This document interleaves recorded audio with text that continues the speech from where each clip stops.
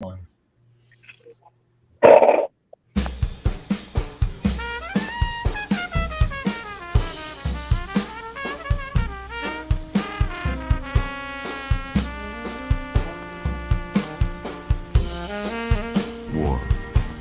War never changes.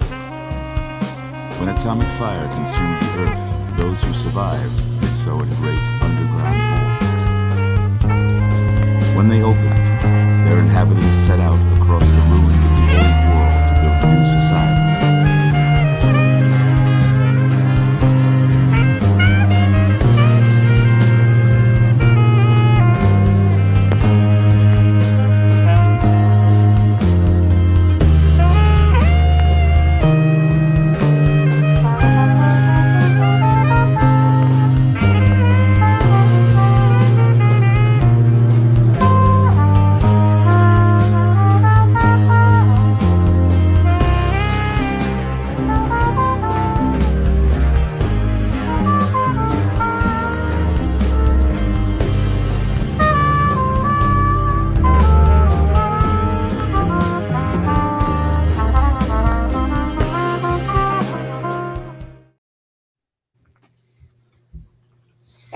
And welcome back to episode 5 of Fallout Las Vegas.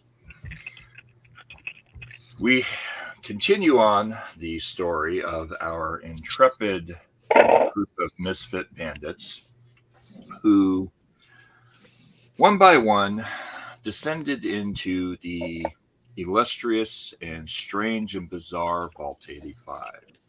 A vault that, well, seems to be, to our poor players, a pain in their ass. As we discovered in the last episode. But what they've discovered about this very large vault is that I can't hear anybody, which is a problem. Oh. We can hear you. We can hear you.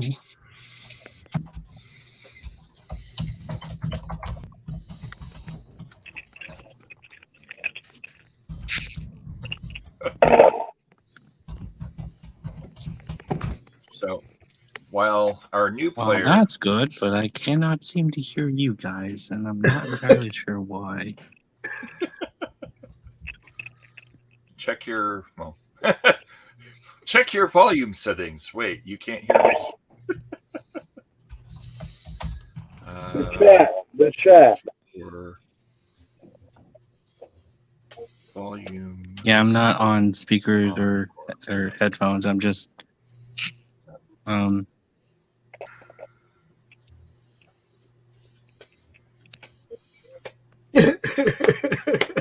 see. It's definitely one of those types of shows because right after that, something's going wrong. Just thinking, without speakers or headphones, you're not going to hear anybody. There we go. Now I can hear people. Can you hear me now? Yes. Good. All right. So, crap, how'd I get my book? That's not good. For whatever reason, my media was turned all the way down, so I had to go into the individual sound settings and turn it back up. Were you able to get a character sheet? I was not. I figured I'd come home and fill out a form fillable one when I got home. Okay. For multiple reasons, I thought that would be better. Okay, that's fine.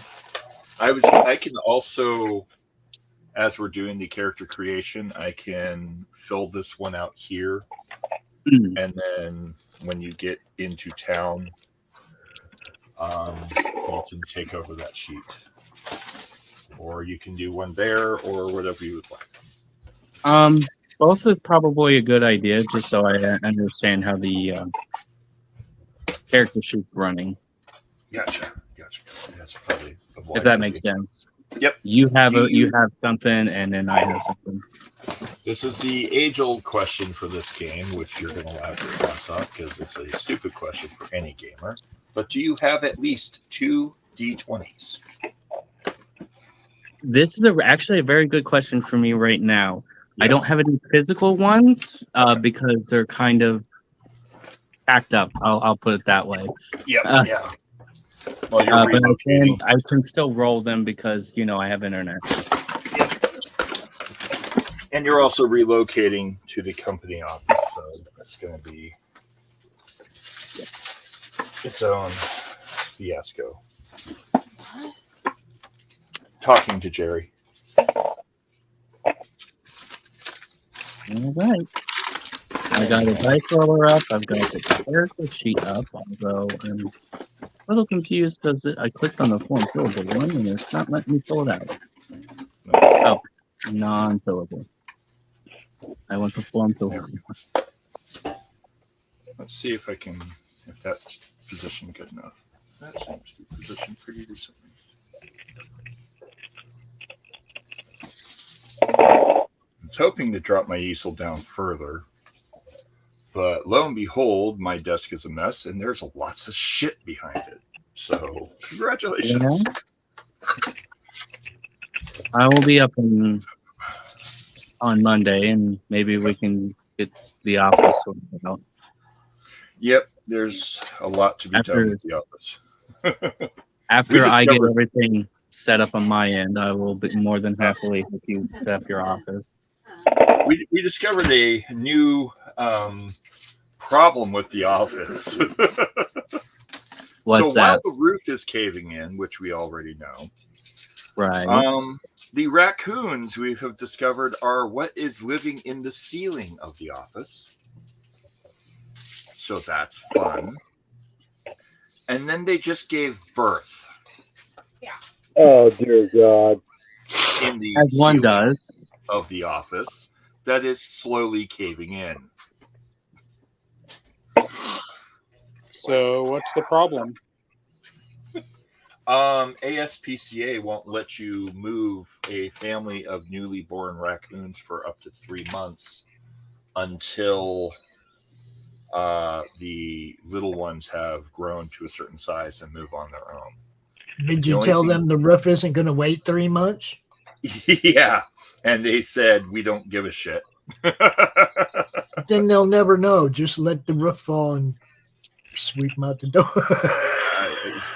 Well, the problem is that there is a very cherry Harley Davidson motorcycle directly under where they are about to cave in. Yeah, I'd have moved that a long time ago. Just Wait, we discovered that the roof was caving in like a week ago in that area. It was caving in other areas, and we were like, well, fuck, we'll just pull that part out, clean it out, go from there. But now it's starting to cave over the Harley. That's a problem. That's a very big problem. Yeah, that's what I mean. I'd moving the bike. I'd be doing. Yep. Well, yeah, and that's yeah. We have to move the bike, but we have to find a place for the bike to go inside the office with a lot of other stuff in the office right now. But my point is, you don't have to move the raccoons. You just have to rehouse the raccoons as office pets. If I could, I would, believe me. I've been trying to convert them to pets for a while. They're not buying it. So, anyhow. Well, you're not feeding them tasty enough food then. Apparently. Although they do come up on my front porch and beg, which is fucking hilarious. Like, middle of the night, we'll have this raccoon sitting on the porch begging like a hobbit or something, little paws up, looking, like making the hand gesture for more food. So, Jesus Christ. The raccoon understands sign language better than my kids. Raccoons are adorable. They are. All right, so let's make a character for Jerry. Let's make a character. So, Mara Jade is going to be the character. Oh, but yeah, I forgot where I was leaving off on my little intro. So, Vault 85, as we have so wonderfully discovered, is a vault. Yes. What? Goes to laundry. Goes to laundry. Oh, yeah. Jesus Christ. I see that. Yes. Oh, yay. So that answers that question. Right. We just discovered as we fixed part of our bed that one of our pillows is covered in mold. You. Oh, neat. Yeah, that had fallen back behind the bed, which means there's moisture behind the bed. Yeah. Lovely. Not good. Anyhow, so back to the game. Vault 85 is a vault centered on a 1980s theme where each person living in the vault is basically being conditioned to be a 1980s film character or a character from a 1980s film, popular or otherwise.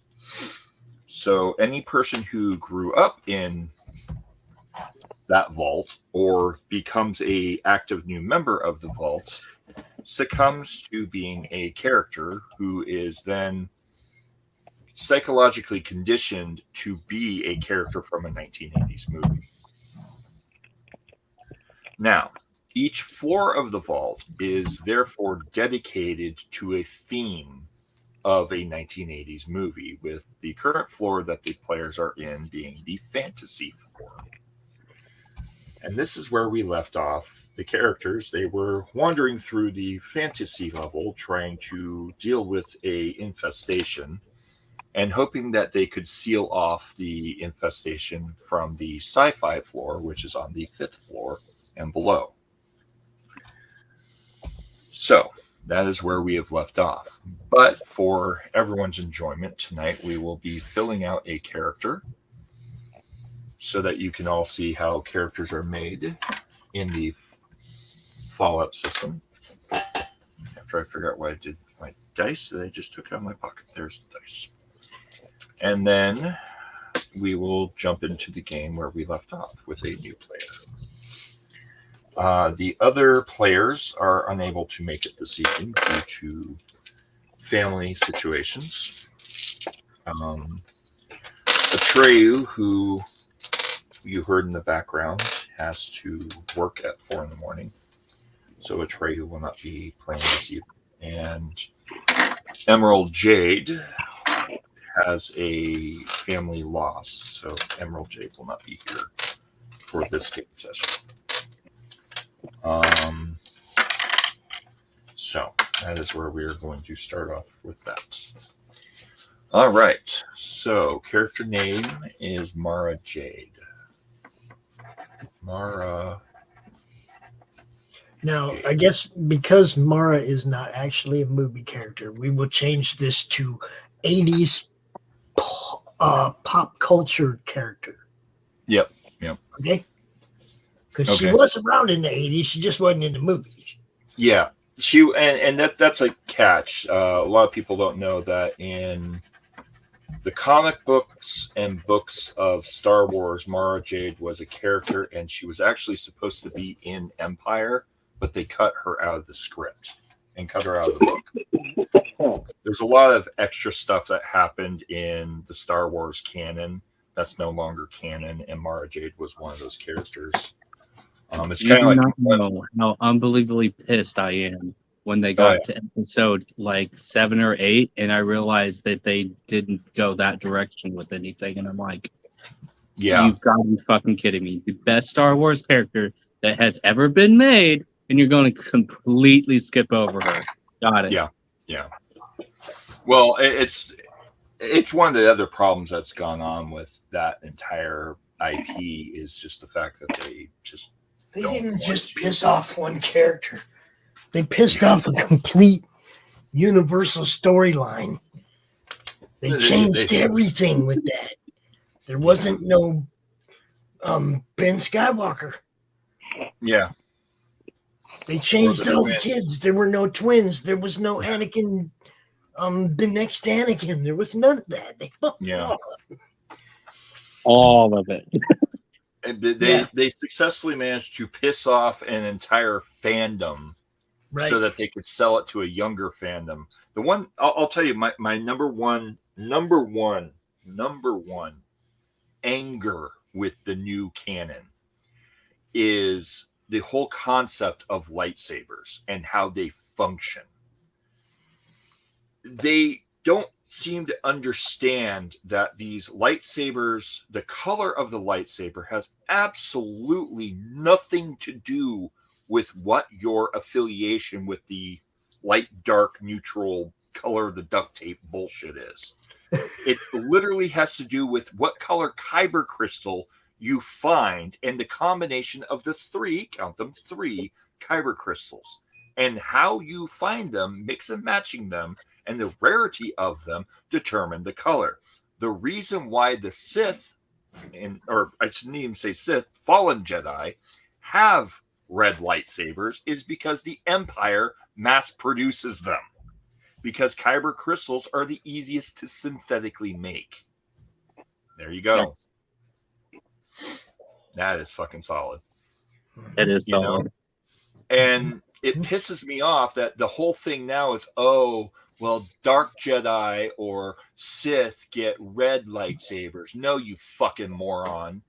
The Empire synthetically produces kyber crystals, and the synthetic produced kyber crystals are red, and they're also the most abundant. The Sith had cortosis ore, which is what most of the Empire also used, which is why they took over Bespin Cloud City, because it was the #1 producer of cortosis ore. What does cortosis ore do? Well, funny you should ask that. Cortosis ore actually short circuits lightsabers, which is Good why armor. some vehicles and some structures, when you tried to use a lightsaber on it, couldn't melt or cut, while others could, because it was based on whether or not it had cortosis in it. And they were using it for armor and all kinds of cool stuff. Yeah. And that was why when Darth Vader's armor got struck with a lightsaber, it did fuck all to the armor, because he knew about cortosis and other people didn't. Jesus fucking Christ, you goddamn morons. Do your damn research before you create a story. Anyhow, that's one of my you biggest considered that the reason that they changed the story was to not only mass appeal to the people who don't care about the why so much as, you know, the effect, and that's just a more amusingly palatable storyline, but also they basically lantern core the lightsabers. Yeah. The problem is, though, is that they had other things in canon that followed old canon that carried over to new canon that didn't make a goddamn bit of sense. Like, what is it? Grievous, I think is his name. The android guy. Grievous, yeah. All his lightsabers wouldn't fucking work if it was based on his energy and his connection to the Force, because the Force is based on the midichlorians, and a robot has none. So how would his fucking lightsabers that he stole work? They can't work if the energy isn't there to power them. Like, come on, dumbasses. Because it has absolutely nothing to do with the spiritual energy of the person. Blah, blah, blah. Well, I thought in the context of the new and bullshit story mode, it was passive, not active. It was color determined in the process of the making in accordance to the feelings of the Jedi, because that was the whole thing about the Sith. You know, that's why all the Sith sabers were red, is because they had to bleed the crystal and it infused all their rage. But even if the Sith isn't mad, but they pull out their saber, it's still going to be red. So the whole aspect of the General Grievous thing still, quote unquote, makes sense in that, because either he stole them from a Jedi that had infused them, or because I thought Grievous was an android, or not an android, Cyberman, like used to have human components. He was originally human, and he slowly over time augmented himself. I don't think he was human, but humanoid. Yeah, That's what I was looking for. Humanoid. Yeah, so as long as he made made those sabers before he was no longer humanoid enough to be able to infuse emotion, He didn't then make it's still valid. He took them from dead Jedi. He made a point of pointing that out. Yeah. The whole big thing Which makes sense, considering didn't he have like a blue? He had a blue, a green, a yellow, and he didn't operate them like you operate. He just spun them really fast because he's fucking android. Yeah, basically. He didn't operate or have any of the abilities. And if I remember correctly, wasn't it he also was pissed off at the Order because they wouldn't let him join or something like that? So he made it a point to hunt them down or something. I forget the whole story behind him. He set his hands to puree. Yeah, basically. Which then in turn, made him even more of a pain in their ass. But I mean, like, that character still exists within the new canon, yet,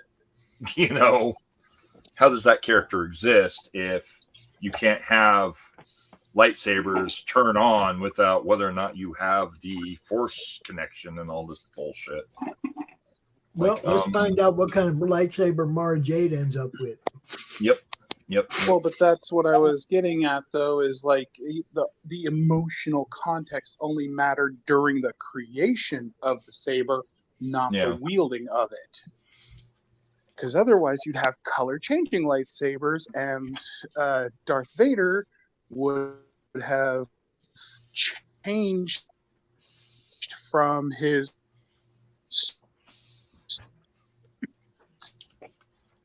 And this right here, folks, is why I'm a Frank Herbert fan. saber,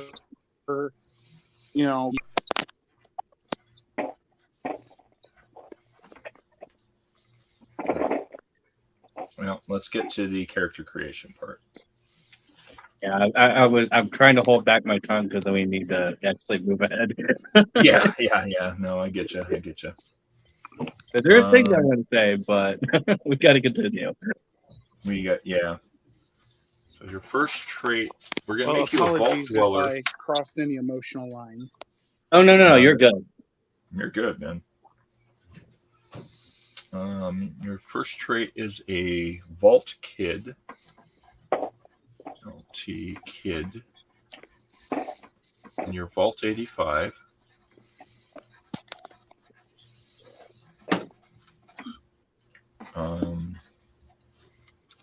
Yay, another human. Another human. You're trained with sophisticated autodocs, which means you reduce the difficulty of all endurance tests to resist the effects of disease. So, end test minus 1D within regards to disease.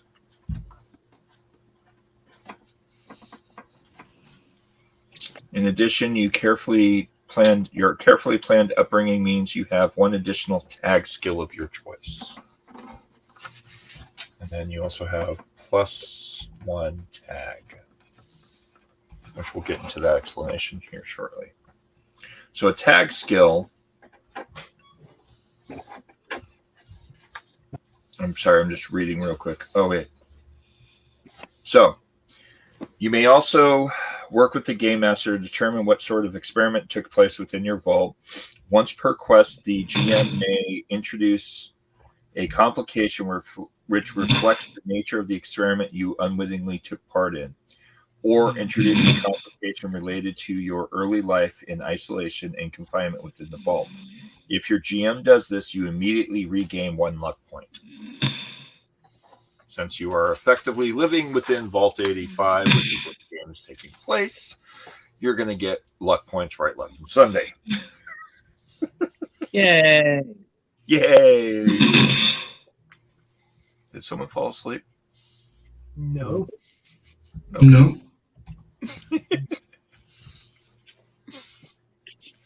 All right. It's the dog sleeping again. It's the damn dog. That dog is sleeping again.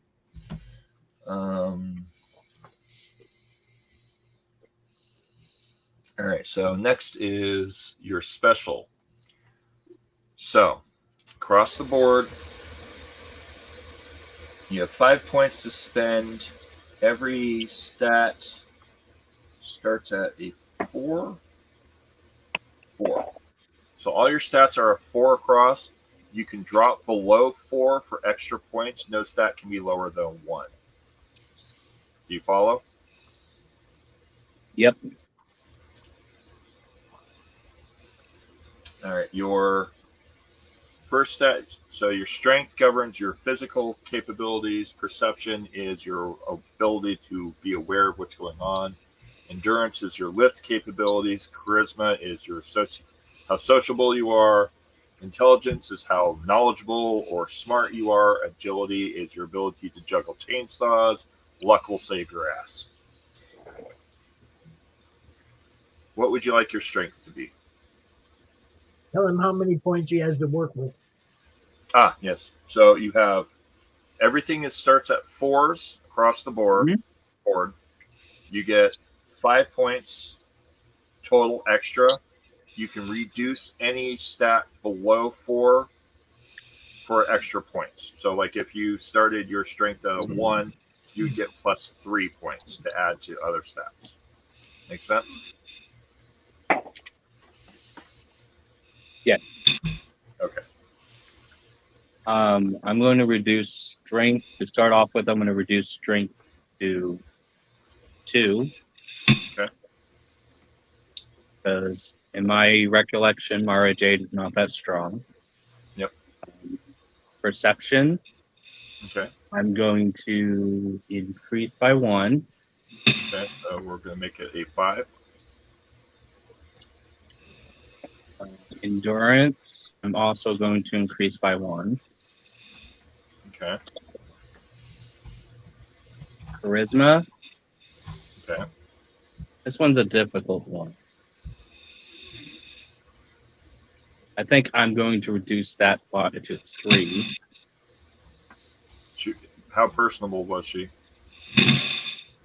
Especially in the beginning, I don't think she was. She was an assassin after all. Gotcha. So yeah, she would only have a 3. Okay. Intelligence, I'm going to take that to 6. Okay. Because she's rather intelligent. And this is 6 out of 10, just so you understand. And then agility, I'm going to take to 7. Okay. Which leaves me 1 point for luck, which I'm going to take to 5. Okay. I think that's good. I think that's right. Let me just check to verify. It seems like you gave us a lot more points to work with. It's possible. I don't entirely remember the layout that I did with you guys initially. I think I did give you 40-something points. I think we had 9 to work with, and then whatever 9. we gained, whatever we got from our specials. Yeah, I think I did give you guys 9. Yeah, I was going to say something's format. definitely not adding up, because even with me playing the Frederick Ogre game, Yeah. I still came out with like way better stat situation. Yeah. Okay. So let's push it to. I think it was a 40. I'm doing a check right now. 7, because the game stats. Whatever you want to do. The book stats are based off Fallout 4, and the book only focuses on Fallout 4 and not super well. There's a lot of stuff. I think in it was Fallout 4 13.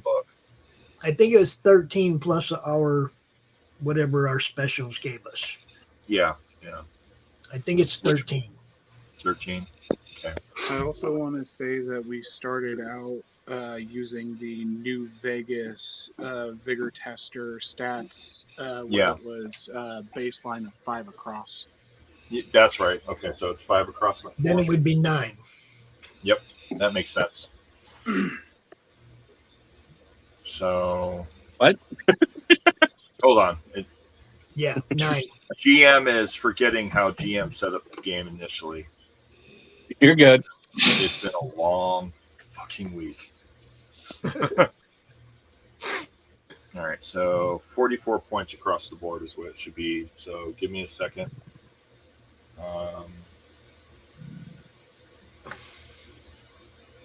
Let's adjust how we can.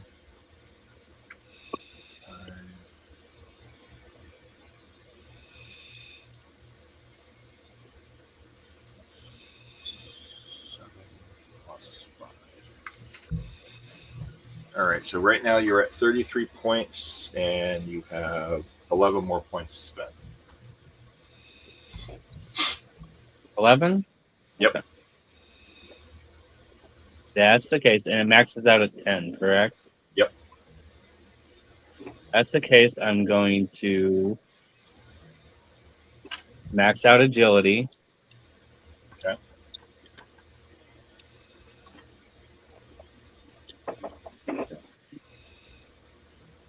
Put 2 more into intelligence. Okay.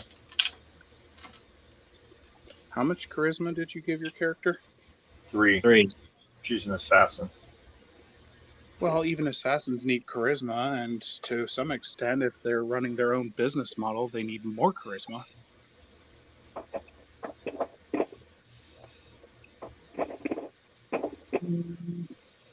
But he's also basing it off of a character from Star Wars, who in the beginning was not very charismatic.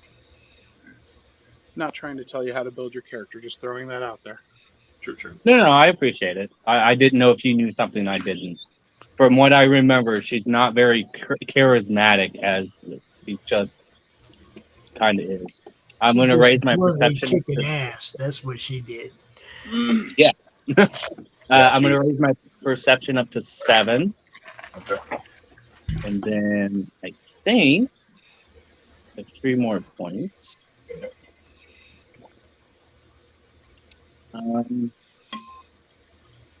Yeah, I'm going to raise the endurance up to 6. And then this leaves me with 2, which I'm going to put in luck, which is a total of 7. Solid. That's a good build right there. It's almost like I've done this 1,000 times. Right. Yeah, no fucking joke. No fucking joke. I know where to cut corners and know where to add shit. Yep. Yeah, no, I'll level with you. I honestly don't know that much about the character that you're trying to create. The suggestion of increasing charisma was more just hope that we might end up with at least one party member that's got some charisma going on, because right now we're working with the Dirty Dozen. There's no charisma to be found. But that's kind of what makes the game fun, because the characters are fucking assholes. That's true. I mean, Margate is an asshole. You're talking about... Huh? Ogre, have you found your helmet yet? No. Okay. That's why we need to get this character made and go find his helmet, because, my God. It's somewhere on this floor, I will tell you that. Oh, Mac's going to fall asleep on us. No shit. All right, so let's Not get that this thrown together. Ogre's even any more charismatic than Frederick is, but we do still need. All right, now you need to choose your tag skills. I don't remember how many tag skills you start with. God, my brain's shot today. Yeah, I know how important tag skills are. I can't remember how many you start with. I don't know. I'm reading. Why would I do that? That gives you 3 points. Huh? 3? Okay. Yeah. All right, so you have 4 abilities. There are 4 tags to choose. Okay. Select 4 abilities from the list I'm about to read off to you. and these will be tags. Tags are abilities that you specialize in. Understand?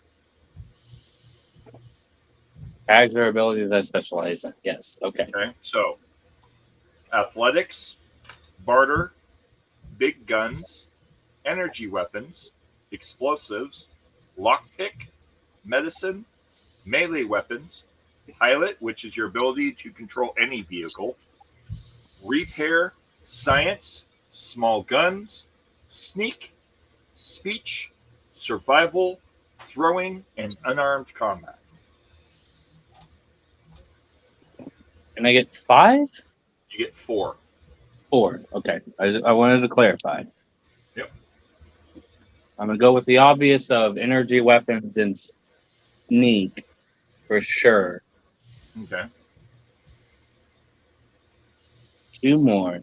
Do we have a lockpicker? Nah-ish. Some of the characters are decent at lockpick, but not super. Okay. But just remember, if you're going to have your lightsaber, you have to have melee. Yep.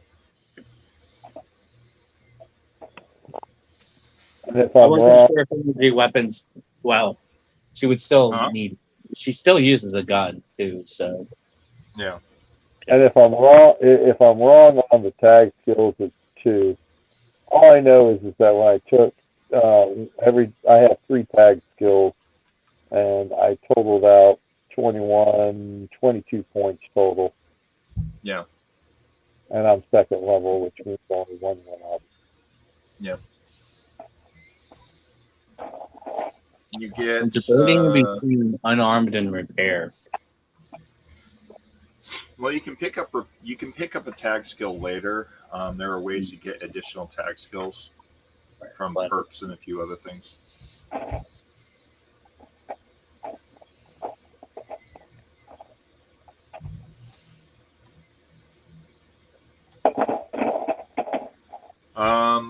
But yeah, where is it? Lockpick and repair. I was thinking of unarmed, but that's a strength-based thing, so I'm not going to do that. So is melee, but that's okay for the beginning. You can raise your special stats through certain circumstances. I'm trying to make the game as close to the actual RPG as possible. I understand and appreciate that. It always annoys me when systems go, okay, melee is strictly strength. It's like, no. No, it's not. It's Try strength again. or dex. Yeah. You could do either. I promise. I've done it. Yeah, right? You and I have both done live combat. It's not just strength-based. In fact, dexterity plays an important part. You might want to use it. Otherwise, you're going to get your ass handed to you. And wisdom. Yeah. I work on the model of deception. Yeah, right. How fast you can swing that sword will determine whether or not you hit your target. It's not about how hard you hit. But whether or not you can hit where you're fucking aiming. Anyhow. So, last tag skill.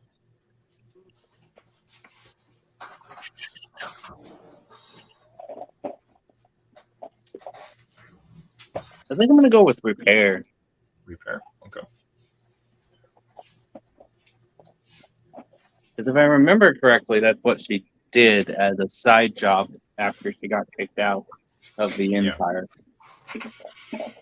All right. Next, you have 9 points, 9 additional points to put into abilities. All of your tag skills start at 2. All the others start at 0. It's a 1-for-1. So what would you like to raise? All of your starting abilities cannot be higher than 3 at character creation. Oh, wow. That actually limits it. You know, playing 3.5, like, this is just right up my alley. I know how to do this. Okay. I don't remember the exact specifics, but isn't there also something about tagged with level 3 that has an effect to it? I believe so, yeah, but I don't remember. It's right now we're just working with character creation. I want to say it's like basically an evolved crit success to where you don't have to roll 2 if you get the on. So, yeah, Ogre. So if you have a tag skill, and let's say your tag skill is 3, and you roll 3, 2, or 1, it counts as a critical success. It's an automatic success, and you get to add 1 success to your pool. Okay, that's right. So it's just that you would prefer your tag to be at 3, so you have a little more wiggle room for a crit success. Yep. I'm looking. And all actions will start with 2 dice. You always have 2 dice to roll for every action. There's a thing in the game called a group pool, up to 6 dice in existence, or 6 points, I should say. If you have a difficulty of, say, 3, you can pull a die out of that pool at 1 point for the first die, 2 points for the second, 3 points for the third, and they're cumulative. So you're going to buy 3 dice, it would be a total of 6 points. Yep. That you're pulling from the group pool. But every time you have a phenomenal success, that adds dice back to the pool. See how that works? Yeah, or if you get extra successes. Yep. All right, so how would you like to spend your 9 points? So I'm going to put 3 into energy weapons. Okay. 3 into melee weapons. 3 in repair. 3 into sneak. Okay. Survival's at 2. Unarmed's at 3. Survival at. If I did my math correctly, which I'm pretty sure I did, that's right.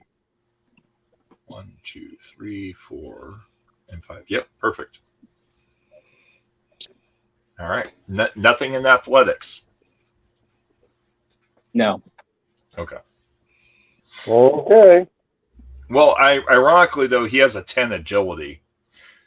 So that's a 50-50 shot right there. That's not bad. She's very much an agility-based character. She's not a... I looked at athletics to begin with, but it's a strength-based thing, so it doesn't really... Oh, you're right. Weird. Yeah. Again, it's one of those arguments of why do they make these things specifically this and not either or? There's a lot of weird shit in this game. That's also why I don't really follow exact with the book.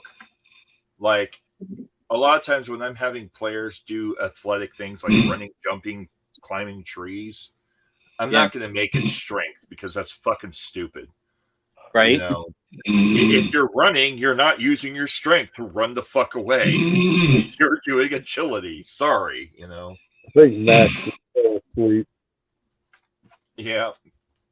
We'll wake him up. Right now, we're hearing the background engine of the machine. It's just the dog sleeping again. It's the dog sleeping again. All right, so we got the tags. Now we need your perk. How perky is your character? So, Mara Jade's frontal plates, how perky are they? Oh, we're talking about that. No, I'm not. Your character has a thing called not very, if I remember correctly. Your character has a thing called a perk. Your perk are special little magical abilities that benefit your character in different ways. Or it says, I love this after that bad joke. Your character is more than the sum of their parts. yes, she is. Yeah. I'll tell you, I got to play a new system. Yeah. And it encourages you to find excuses to pick the dice to add to your pool. And for every one you roll, you get a plot point. you might succeed, but there's a hitch. Yeah. It's you should check out Tales of Zadia. I'll definitely have to look into that at a later point. That sounds interesting. Yep. All right, so perk list. Action boy / girl. When you spend action points to take an additional major action, you do not suffer the increased skill test difficulty during your second action. So as you take additional points and stuff, you'll have difficulties for your next action, blah, blah. Adamantium skeleton. Checking your endurance. You don't have enough endurance. Adrenaline rush. You don't have enough strength. Make sure you can only read off the ones that he can actually get, because there's so many. Yeah, there is. That's why I'm going down the list. Animal I mean, rank one, and within his, No. Yeah. That's kind of where I'm going down the list real quick to make it simple. Aqua Boy, you could do endurance of 5. Aqua Boy. So right now you're looking at Action Boy or actually, well, because you're a girl. Action Girl or Aqua Girl. Aqua Girl is waters your ally at rank 1. You no longer take radiation damage from swimming in irradiated water and can hold your breath for twice as long as normal. Now, armor. Considering that he went with repair, I would look at jury rigging. Yeah. And intense training. Those are the the ones I would look at. However, jury rigging in the book is a double-edged sword. Yeah. Hey, now it's Let's see. You already have a repair of 3, right? Yes, tagged repair 3. You see, and then you add jury rigging to that, and you're kind of golden on those. I have it. I like it. Yeah. So jerry rig is you can repair an item without needing to expand any components. However, the repair is temporary and the item will break again on the next complication you suffer while using it. The complication range of all skill tests to use the item increased by 1 to the roll of 19 versus 20. Oh, I didn't know that. Okay. Yep. So when you roll a 20, the item can break or get damaged, but when you jerry rig that item, then the difficulty will increase to a 19, and every time you jerry rig it, the fail rate increases by 1. Yeah. Okay. You don't have enough for Laser Commander. That would have been a good one for her. And intense training is always good for anybody. Yeah. I don't know if that's rank 1 or rank 2, but it's a good one. I know that. I think it's rank 1. It is level 2 requirement. Level 2. Okay. Yep. But basically allows you to boost your special skills. Yeah. So I can only take things that are rank 1? Yes. Rank 1 or no. Level 1 or no level. Okay. That's kind of what bugs me about the way this is listed. It's listed alphabetical instead of level. Yeah. It should be listed based on level because that will make it a lot easier. They act like you know by name what it is. And it's like, right. Yeah. The book is not really built for RPG players. It's built for people who are fans of Fallout 4. And as the general consensus is, Fallout New Vegas is the best Fallout game to date, which is why we base our game in New Vegas storyline. But on top of that, they really should have built it more around the Fallout New Vegas Fallout 3 engine with Fallout 4 elements, which would have been much more robust as a tabletop. You do realize, once I get out of this vault, yeah, it's going to take a goddamn miracle to get me to go back down there. You're right. Yeah, This vault is not a nice vault. There is some really good rewards in this vault if you get to the right places, but the vault is not fucking nice. I don't care. I want my sky above my head in places that don't squish me. That's coming. That's coming. Don't worry. Fortunately, the 4th floor won't squish you as bad. And I will say, I like that. I am going to make a collar and a chain and a fucking mohawk for that robot, and I'm going to hand the chain over to Kyle. Everybody always gets to bring me into it. Yep. All right, so Aqua Girl, we've read. Armor you can't do. Awareness you can do, which is Perception 7. When you take an aim minor action at a target within close range, you spot their weakness and can attack more efficiently. The next attack you make against the target gains the piercing 1 damage effect or improves the rating of any existing piercing X damage effect by 1. So effectively, you can do more damage or do critical damage with awareness. Barbarian, you can't do. Basher. Ooh, damn. Better criticals would have been a good one. No. Black Widow, you can do. Right? No, you can't. You don't have the charisma. Never mind. Yeah, I was looking at that. I was like, it would be interesting and technically kind of makes sense, except I don't have the charisma to do it. Blitz, you could do. Agility 9. When you move into reach of an opponent and you can make a melee attack against them in 1 turn, you may re-roll 1d20 on your attack. So, effectively, when you're rushing somebody, you can make a melee attack against them and re-roll that melee attack, or re-roll any 1 die while making the attack. Does that make sense? Which one is this? Blitz, right here. Ah, I missed that one. So it allows you to effectively re-roll 1d20. What's big leagues right there? Big leagues. You have to have a strength of 8. When you make a melee attack with a 2-handed melee weapon, the weapon gains the damage effect of vicious. Yeah, you don't have strength of 8 anyway. I was just wondering what it was. Oh shit! You can take bloody mess. Isn't that the gore one? Yeah, it's the gore one. When you inflict a critical hit against an enemy, you get to roll 1 additional d6.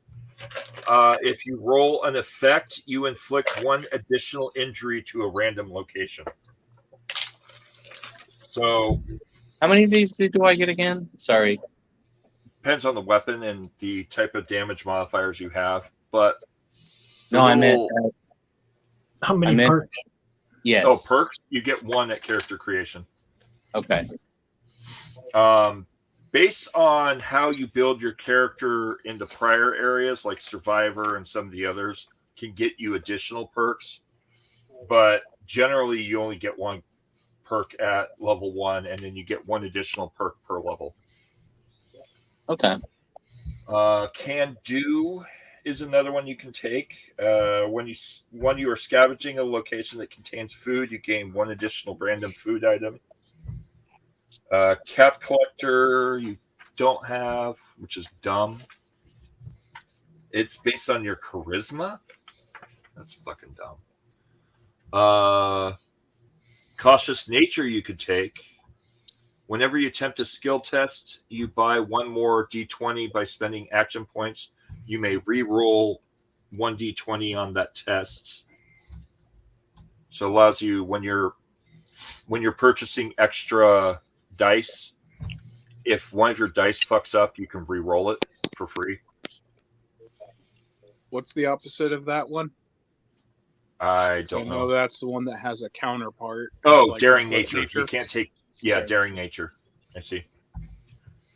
You can take center mass, which is an agility 7. When you make a ranged attack, you may choose to strike your target's torso, or the equivalency for creatures, without increasing the difficulty of the attack. In addition, you may re-roll 1d20 when making the test for your attack.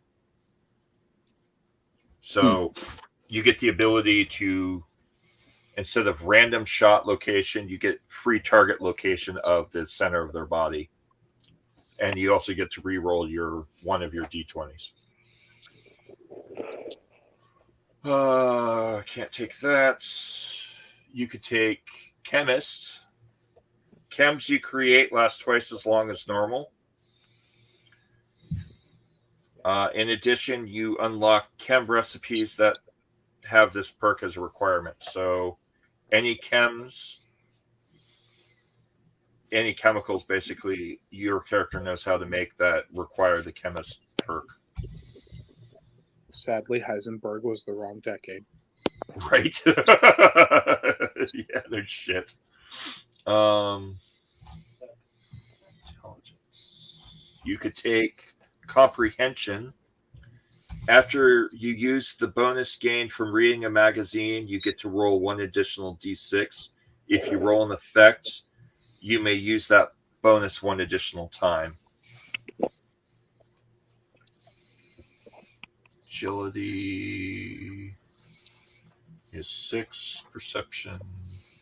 Can't take that. Luck you can take. Daring Nature is the other one you can take.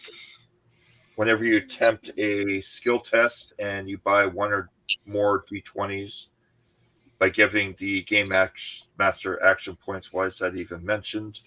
You may re-roll 1 additional d20 on that test, and however, you cannot purchase Cautious Nature. So, Perception 6, Luck 6. Demolitions Expert you can take. When you make an attack using a weapon with the blast quality, the attack gains the vicious damage effect. In addition, you unlock the explosive recipes, which have this perk as a requirement, meaning that your character automatically knows how to make certain explosives.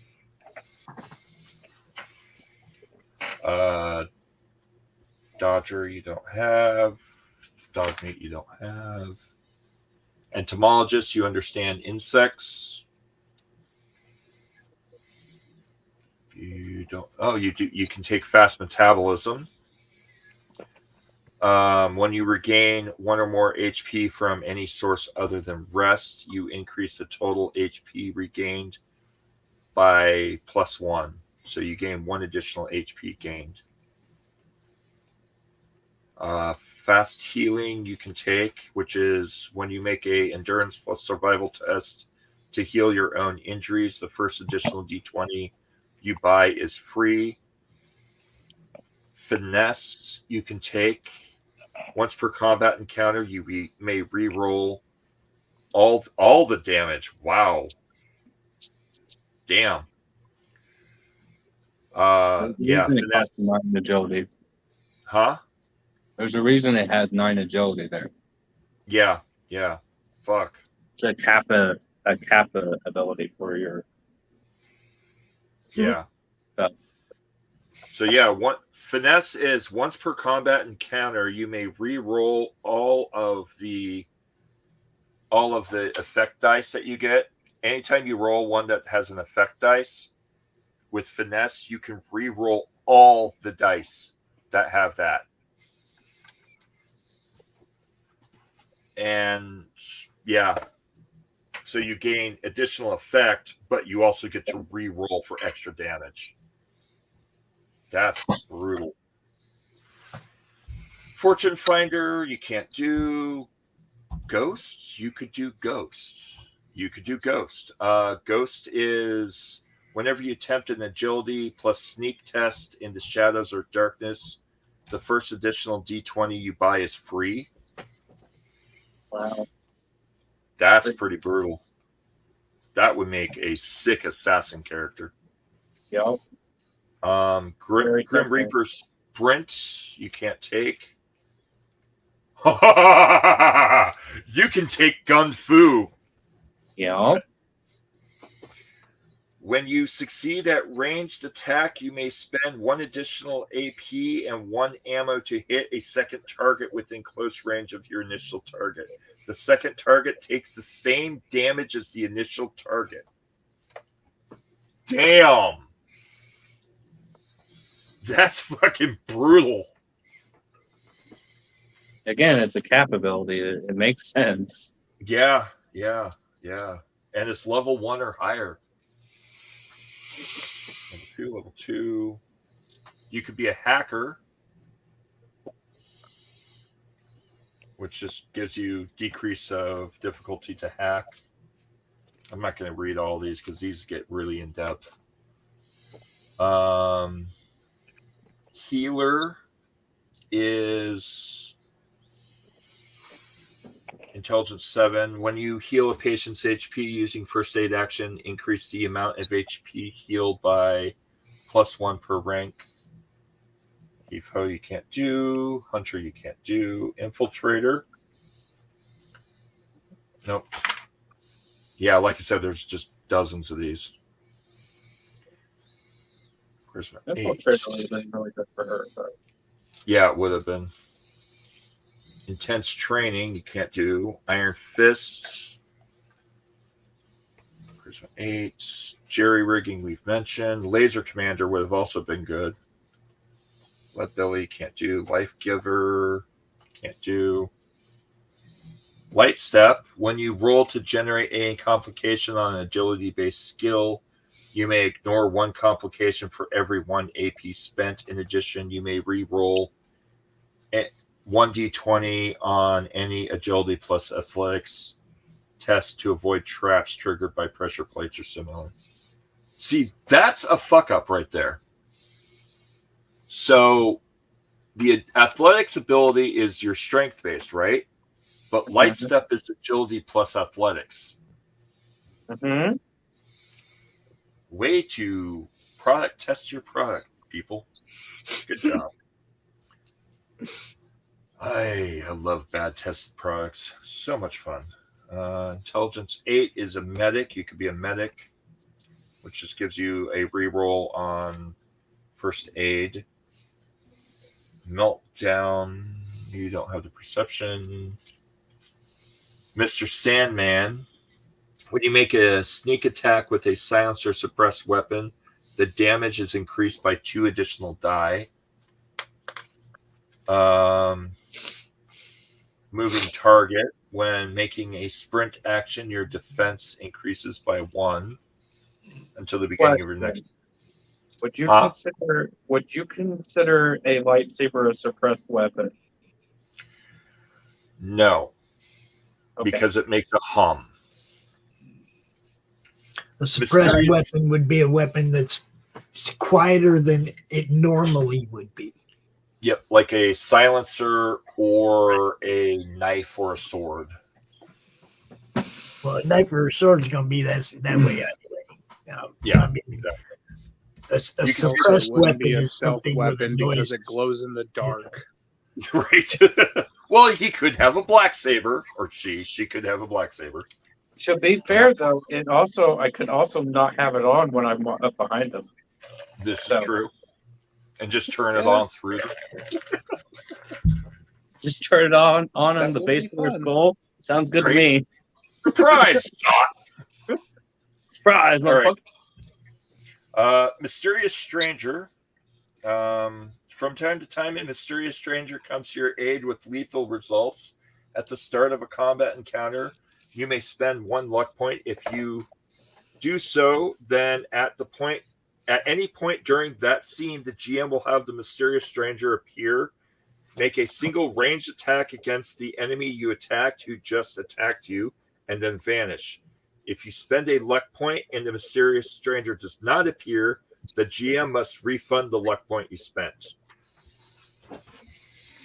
Damn! Mysterious Stranger, agility of 10, small guns of 6, and counts as small guns as attack skill. They always re-roll 3d20 for attacks.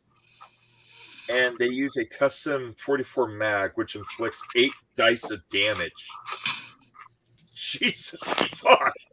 Don't forget the most important part about Mysterious Stranger. The Magnum plays guitar.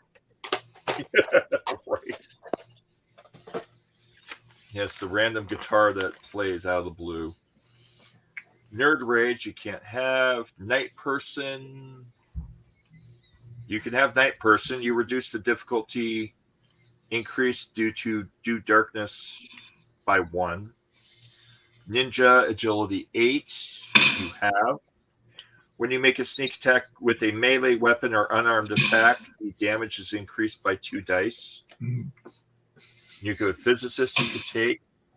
When you use a weapon that inflicts radiation damage or has the radioactive damage effect, each effect you roll inflicts 1 additional point of radiation damage.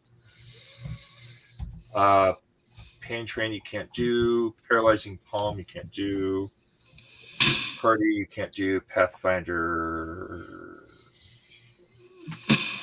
you could do Pathfinder. When traveling over long distances through wilderness, a success of perception plus survival with the difficulty determined by the GM based on terrain reduces the travel time by half. That's You ain't never going to get out of this damn vault. You ain't going to need that. Right. Seriously, Farm gets you the ability to find extra shit. Pickpockets, Perception 8, Agility 8. Perception, nope. Piercing Strike, can't do. Endurance, can't do. Quick Draw, you can do a Quick Draw. Each turn you may draw a single weapon or item carried on your person without using a minor action. So it's an instant. We don't really do that anyway, so it's just dumb. I don't. Yeah, anyhow. It's a minor action. No, fuck you. I don't make my players have extra min-max points on how quickly they draw a fucking weapon. Come on. If it's a big, heavy gun like a bazooka, sure. If it's a fucking pistol, really? Really? Bang, bang. You know? I'm pretty sure I can draw. I'm not very proficient, but I'm pretty sure I can draw a sword in less than 6 seconds. Right? You know? I'm not completely proficient at doing it, but I can do it.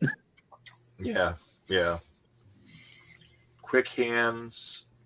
You can reload firearms faster when you make a ranged attack. You may spend 2 action points to double the fire rate of your gun for that attack. Oh, that's cool. So Quick Hands basically allows you to, if you spend 2 action points, you can make 2 shots per turn. And you also automatically reload faster. Rad Resistance you don't have. Refractor. Your energy damage resistance to all hit locations increases by 1 per rank. Each time you take this perk, the level requirement increases by 4. Okay, whatever. You can take that. That basically means that you are harder to damage with energy weapons. Rifleman, you can take. Knox, you can't. Level 2. Robotics Expert, you can't take. Science. The Science. That's a whole conversation. You can't take. One of my favorite YouTubers, Austin, who does The Science, who's one of the most amazingly in-depth researched scientific analysis of various games, right? He went independent today. He just announced it earlier today that he pulled away from game theory and is now his own channel. So, anyhow. Speaking of conversations and damage, do you want to explain falling now or when we come Yeah. Let's finish the character first before we explain falling.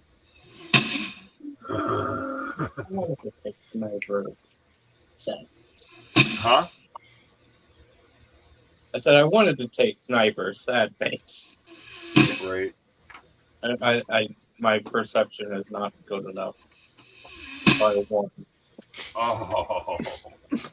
Well, what if you take the perk that lets you spec a special and build up towards getting sniper? Or reduce something by 1 point and increase perception by 1 point. I could. That'd be simpler. Yeah. We're still in character creation, so. Yeah. You want sniper?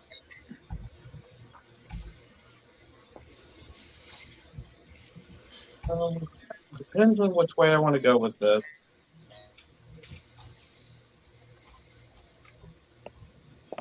Yeah, sniper isn't that good. I mean, the other option is you can take you can't take tag. It's level 5. You want to take sniper? I don't know yet. I think I'm gonna finish the list and then decide. Okay. Can't take scrapper, scrounger. You get extra shit, which just dumb. They're trying to make it too much like the video game at that point. Shotgun surgeon.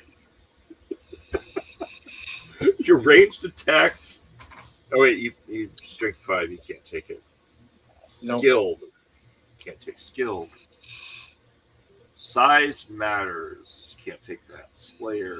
Can't take that. Smooth talker. Can't take that. Snake eater. Can't take that. Sniper. Solar powered. Endurance. Nope. Steady aim. Nope. Strong back. Nope. Tag. Can't take that. That's not. That's really stupid. Terrifying presence. Can't take that. Toughness. Can't take that. That's it. Okay.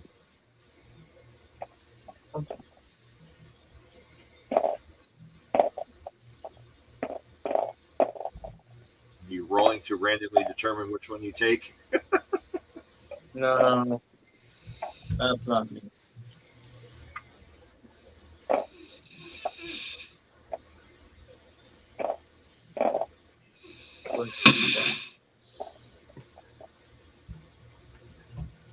Bloody Mess is great if I crit. So, I said Bloody Mess is great if I crit. Yeah. Yeah. So it's one of those things that would be great later. Yeah. And you get one perk every level, so.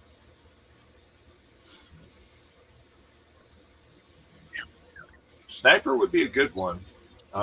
When you take an aim minor action and then make a ranged attack with a two-handed weapon with the accurate quality, you can specify a hit location on a target without increasing difficulty. So sniper is a better version of center mass, really.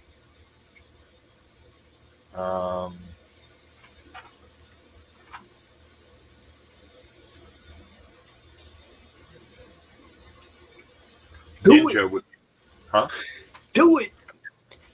Ninja would be another good one. Jerry rigging would be good. Mysterious Stranger is fucking really nice.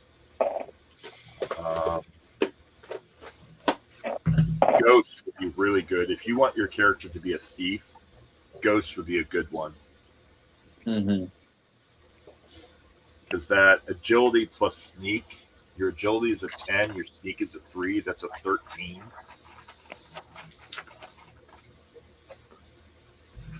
If you're in the shadows or in the darkness, your first additional D20 you buy is free to hide.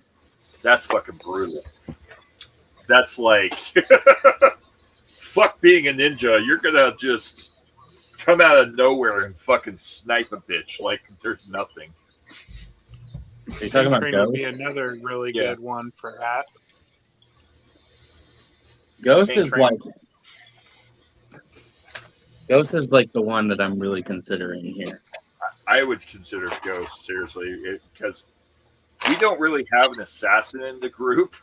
Ghost would make your character a fucking assassin, and it would be fucking sick. Let's go with Ghost then. Sounds Ghost, good to all right. me. Ghost it is. Not the music group. Not the girl in the machine. Not the girl in the machine. We'll have to be careful on the sci-fi floor. Might have to fight the Ghostbusters. And not Patrick Swayze either. Right.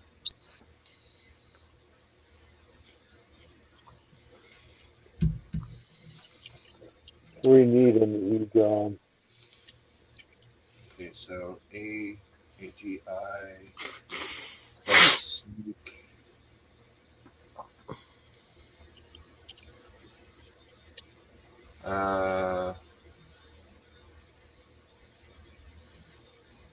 One D20 free.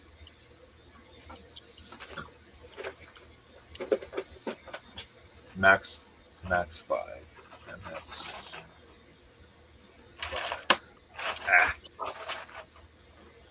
There we go. So Ghost. That's gonna be sick. She is gonna be nasty. Alright, your carry weight is strength times 10. So 20. So 20. Yeah. Aren't you impressed by my very quick math on that one? Great. Yep, strength times 10. I was checking that. How's it? Oh, 100. Sorry, 150 pounds plus strength times 20.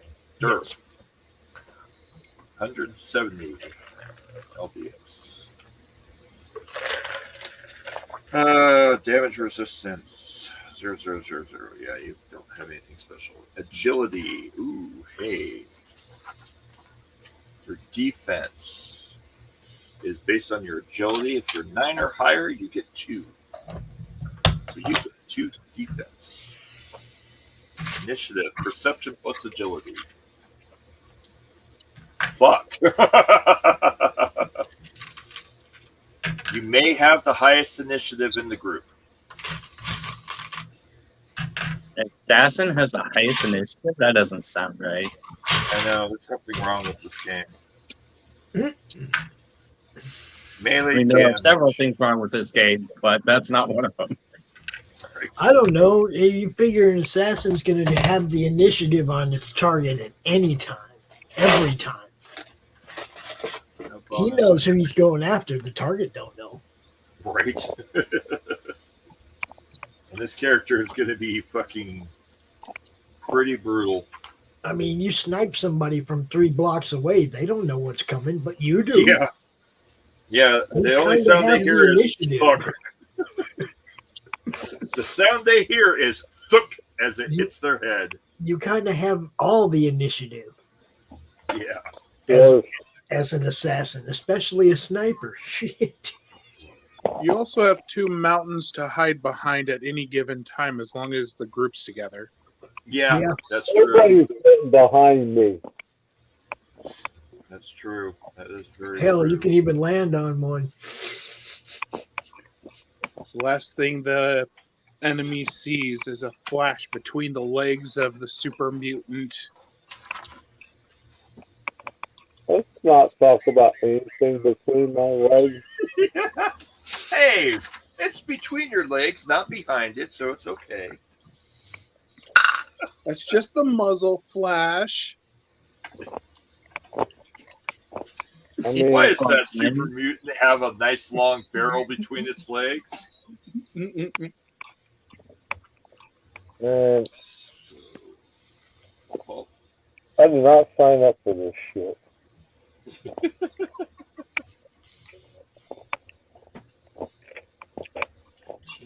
Actually, for the sake of it being a barrel, it would make more sense for it to be between the legs of the power armor. right. Now, here's the question I have. Is he going to do like the rest of us and take a major swab just to the front of it? That's up to the player. I'll give you a las pistol.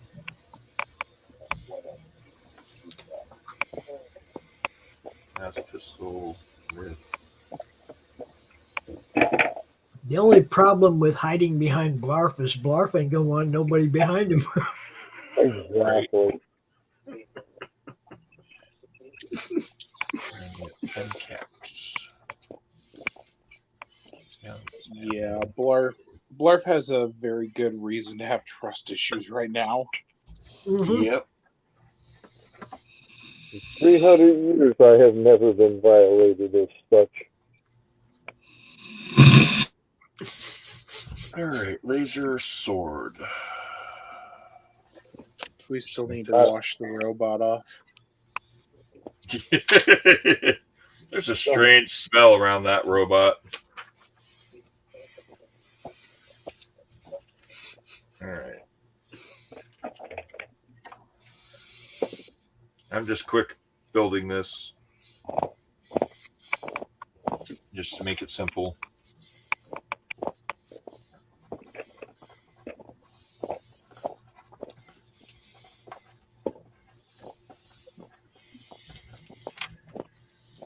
All right, so tag skills.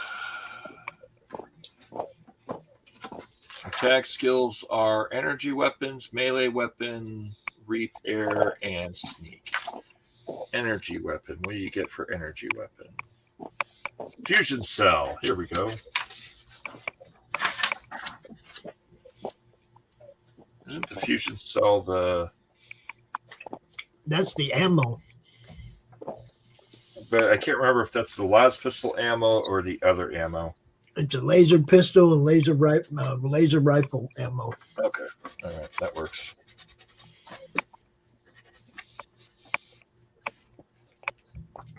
Brain fusion cell. Okay. In 76, I got this badass mutant slayer Yeah. laser rifle. Or actually, it's a laser shotgun. Oh, nice. And it's just like boof, boof, boof, boof. One electric charge after another takes them out in about 5 shots. Ding, ding, ding, ding, ding. They're gone. I need to get back into that game. I haven't played in so fucking long. Yeah, I'm so out of it. I don't even know where I'm at this point. I think I just hit level 67. Damn. Yeah. Last I played, I was at like level 23, 24. But I haven't been playing any of the other ones. I've just been playing that one. Yeah. All right. Machete or base? Actually, no. Never mind. You have your laser sword. I'm going to give you a laser sword instead of machete. Yeah. Yay. Repair and sneak. Repair. Repair. Where the hell am I going to put my piper? Huh? Where the hell am I going to put my piper in? I've got no pockets. Hang it from your belt.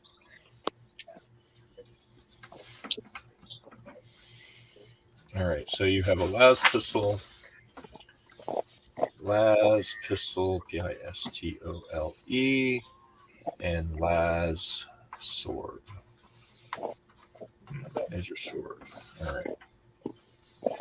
This laser sword is a wild wasteland named weapon. It's just a machete dipped in glow-in-the-dark paint. There was in one of the games an actual laser sword you could get, if I remember correctly. Oh yeah, there had to be. Fallout's really on top of the reference game. Yep. Although usually it's Monty Python. But there are Star Wars ones. Yeah, there were some. Well, Fallout 1 and 2 was really all about referencing all kinds of shit. Like even Doctor Who was in it, for crying out loud. But hey, I found Owen and Baru in New Vegas. Did you? That nice. is true. Owen and Baru are in Nipton. Yep. All burnt up little corpses. That's hilarious. Also It's in great. New Vegas is a unnamed skeleton in a refrigerator with a fancy fedora. Jimmy.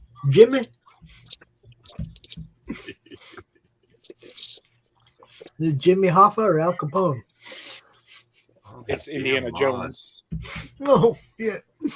That's even mods. All worse. these damn From the mods. fourth movie when he jumped into a fridge to survive a nuke. Yeah, he didn't survive. Yeah, I quit watching that after the first one. Yeah. Not missing much. The third one's the best. And honestly, that's mostly just because it's got Sean Connery. Right. Sean Connery as his dad was hilarious. Christgau was awesome. Well, I don't remember much of it. Well, you have to understand, the entire scripts on those got completely screwed up. Temple of Doom was actually supposed to happen much later.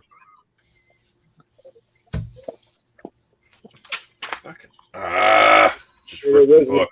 Damn it. The way it was supposed to go either. Like Temple of Doom got completely rewritten. I think you're going to have Honestly. to make up the stats for a laser sword, dude. Oh no, that's I'm looking up the stats for the laser pistol. That's how fucking obnoxious this book is. Honestly, there's only a small collection of core memories I'll never forget for Indiana Jones. If you can see the rifle, then or the charging laser rifle, if that's there, then I would just give it half. Well, like here, okay? Here's the fuck part. So you finish your character creation section here, right? You go into equipment, right? And the very first thing it does is explain equipment. Okay, cool. Haggling, selling, and then goes right into modifying your equipment. Mm-hmm. What? You Kid put you the that fuck after not. you get your equipment. Yeah. So you have to dig through the fucking book to find your damn equipment that your character would have, digging through countless fucking mods. But it gets you to look at all the pretty pages. Yeah, instead of doing that, yeah, it's so fucking armor, and then like armor and all the armor mods. It's all backwards. It's all fucking backwards. backwards. How to cook And food. that's still not as bad as Falling. Yes. Yeah, Falling is a fucking train wreck. So Falling, while I look for this, Energy Weapons 101. Watch, this is just a mod. I'm going to be fucking...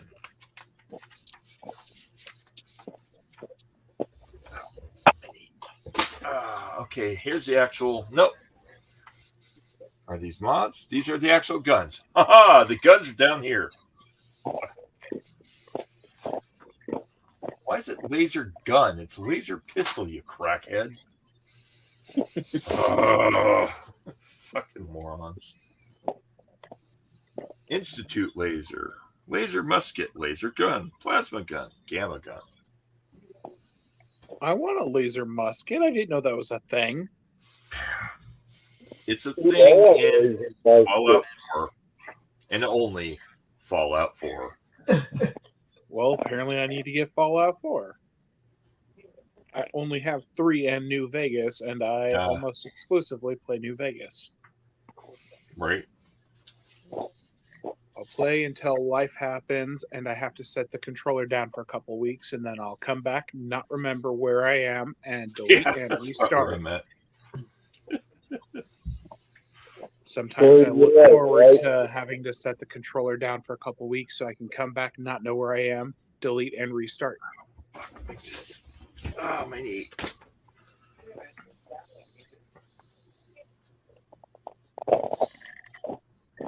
All right, so these are both tagged items.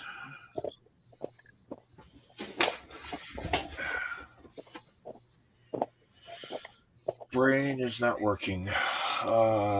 We want laser gun, which is 4 dice damage. Laser pistol, or laser sword. I'll call it 4 dice. What's the damage situation on a laser pistol weapon? Blunt. It would be effectively a blunt damage. Piercing 1. This is going to be piercing 1. Hey, they're both piercing 1. Honestly, it's almost the same stats. Pierce 1. Type energy. What type is this? Energy.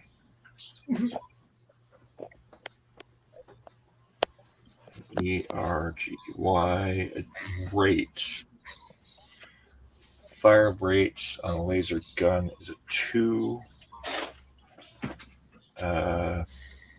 It's really just agility for that. Range is close. Oh, yeah. Fuck, I forgot. Oh, the fucking range in this game.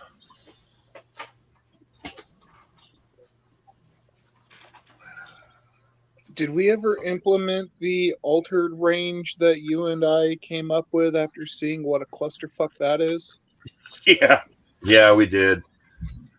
But it's a whole separate thing, which I'll explain in a minute. Oh, because it's Yep. projectile range instead of movement range. Yep. So the reason why Ogre here keeps bringing up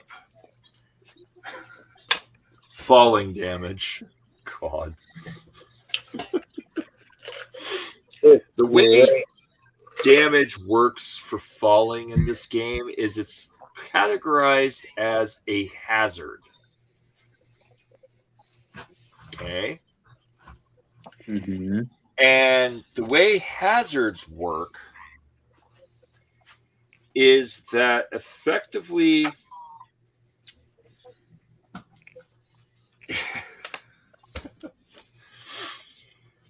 you take stun damage for falling to the ground.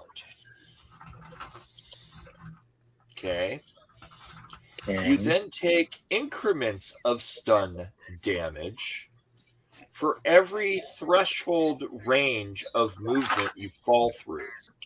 And the range of movement and the range of weaponry is the same.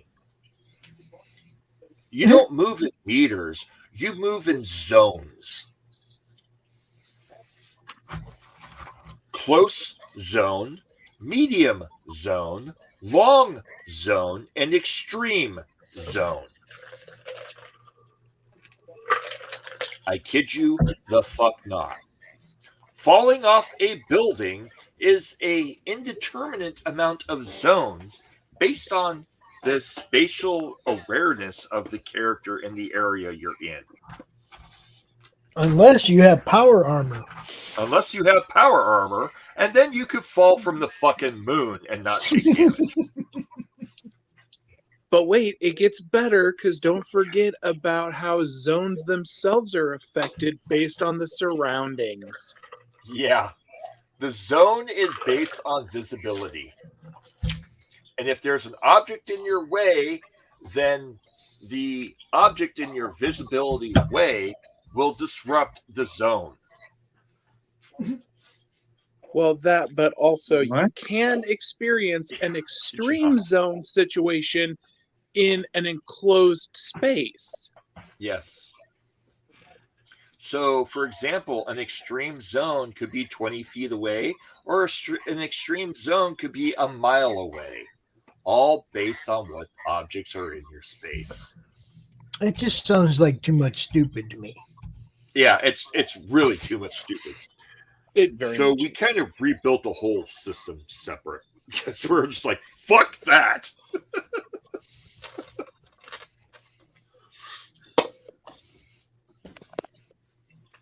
Which we probably won't get into because, yeah. I don't think any of our players are going to fall again anytime soon, hopefully. At least Well, not on now that purpose. you jinxed it. My jumping habit. Huh? Let's see. I jumped into a car. Yeah. I jumped into a fucking pit. Yeah. I jumped into something else. Okay, well, Blarf might fall. Blarf is likely to fall and fall often. And if I happen to fall, I'm wearing power armor, so it becomes irrelevant. Right. So I can bounce you like a basketball? All right.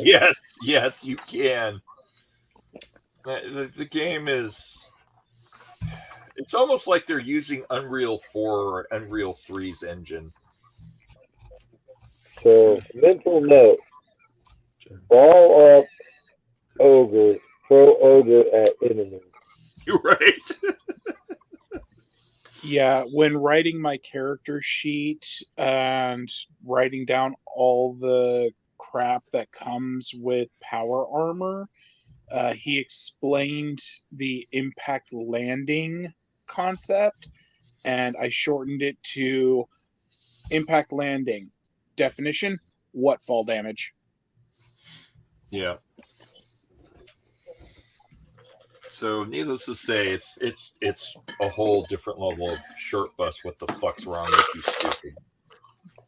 There's a lot of concept in this game that are interesting concepts for gameplay and game development and RPG purposes, but some of them are just fucking stupid.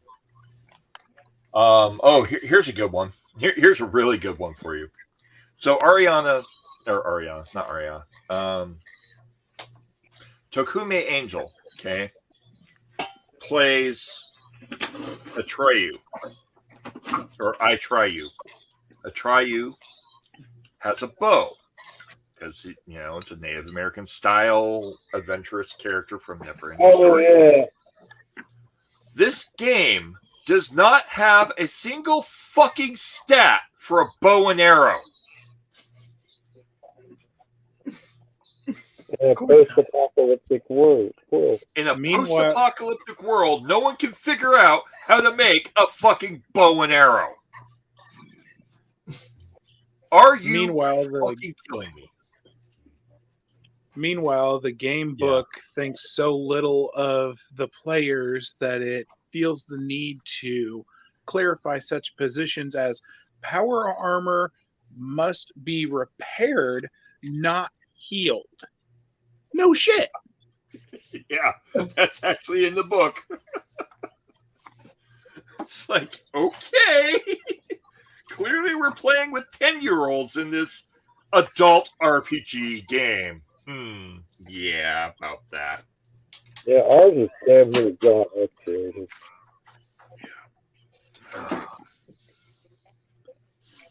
All right, so effectively your laser pistol and laser sword have the same damage. Just one is a melee weapon, one is not. That's how we're doing it. All right. Okay, so they're essentially the same, except that the range is close quarters. Well, yeah. If you go with game system, they're both ranged close quarters.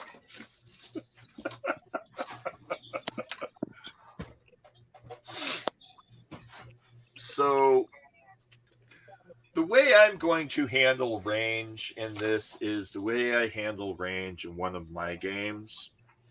Close range is within a couple meters. Short range is within 10 meters. Medium range is within 50 meters. Long range, 100 meters. Beyond that is extreme range. Makes it simple. Point blank? Huh? Point blank? Yep. So short range is for things within 10 meters of you. Close range is close combat within, a couple meters. Yeah, close range is basically arm's reach. Yeah, arm's reach based on size of character. And then short range is within 10 meters. Medium range is within 50 meters. Long range is think it was like 100 or 150 meters, and then extreme is beyond that. And then if you fall within close range, like for fall damage, you take 1d20 of stun, or 1d6 of stun. 1d6 of stun because you hurt yourself slightly.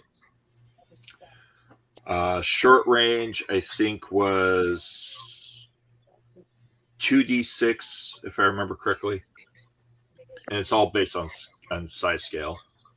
I thought medium we determined... range. Sorry, go ahead. No, go ahead. My memory is purely... I'm flying by the cuff right now because I don't have the stats in front of me. I thought we determined that short range, because it's, basically tripping over your own feet level of falling. You're not falling off of something. That's roll to check if you catch yourself, and if not, then you take damage. Otherwise, you just take damage to your pride. Yep. Here we go.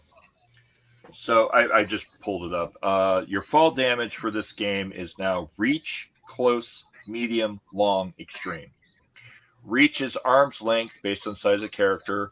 1 dice of stun damage, approximately 1 to 3 meters. Close range is double reach, 2 dice of stun damage, approximately 2 to 6 meters based on size. Medium is triple close, 6 dice of damage. And that's a D6 dice, by the way. And now you're actually taking physical damage. At that point, you're 6 to 18 meters of range. Long range is quadruple medium, 1d20 of physical damage, relatively 24 meters. Extreme range is quadruple long range, and you're taking 5d20 of physical damage. And then beyond that, you go into multiples of extreme. And you're pretty much based. At some point, velocity. Huh? At some point, you hit terminal velocity. Well, yeah, that's effectively extreme. Extreme, you're taking a minimum. At 5d20, even if you roll all ones, you're still going to take, serious damage. Likelihood at extreme, you're going to die.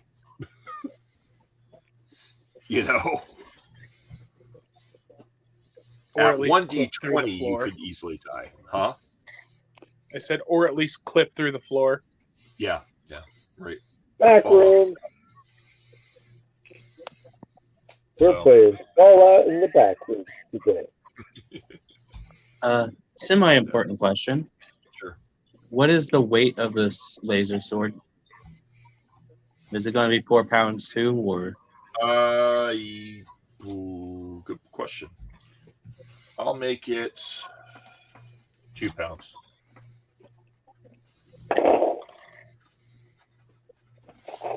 Because since effectively it's a laser sword. There's no weight to light.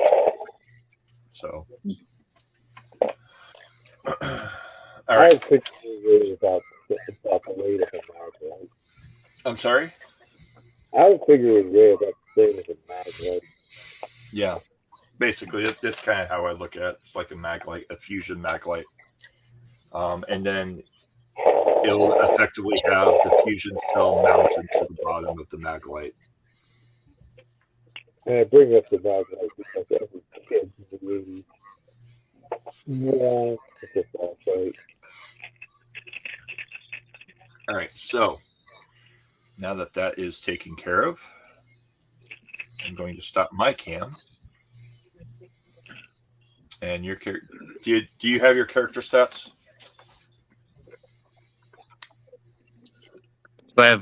Yeah. Did you write them down? Yeah, I have them. Okay, good. That way we can start actually playing the game.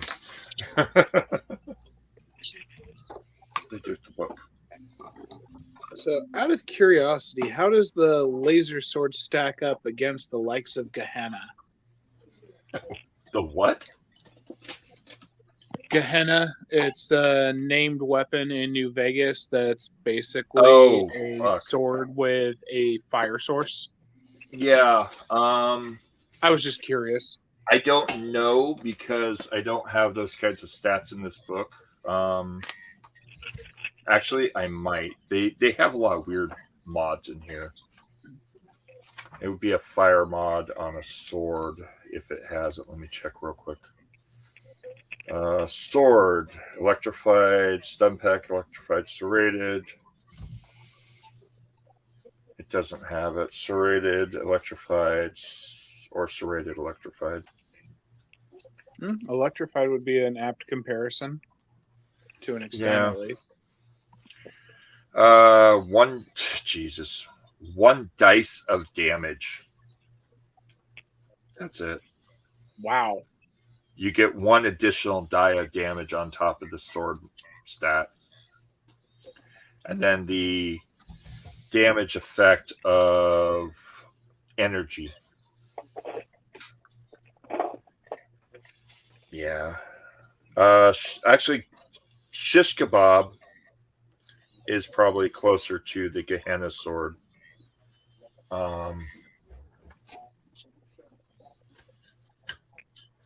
Oh, yeah, that's right. I forgot. The shish kebab is the unnamed of Gehenna. Yeah. Damn it. I'm trying to cut the glare back on the camera.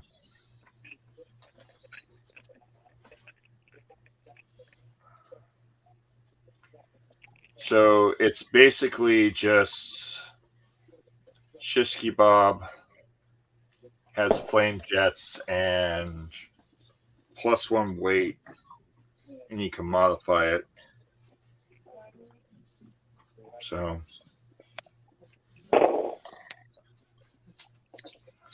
yeah, that's basically it. But yeah, it's not terribly impressive. No, it's not. It's really not fucking impressive. The weapons in here are not really impressive. You just get extra dice damage and, modification effects. I don't know. The system has a great capability, but whoever wrote it, I don't think entirely understood how to modify Fallout to this system. It almost feels like it was written by one person who knew Fallout and separately one person who knew RPGs and nobody that knew both. Yeah. Like the Dune book, give me 1 second. Let me grab the Dune book. The Dune book is gorgeous. I'll be right back. Oh, I probably want to join.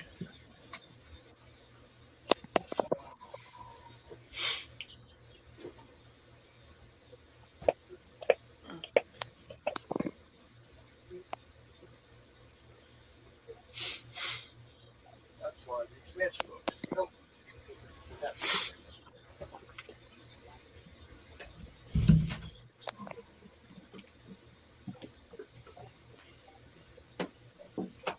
So the Dune book, which is the same system,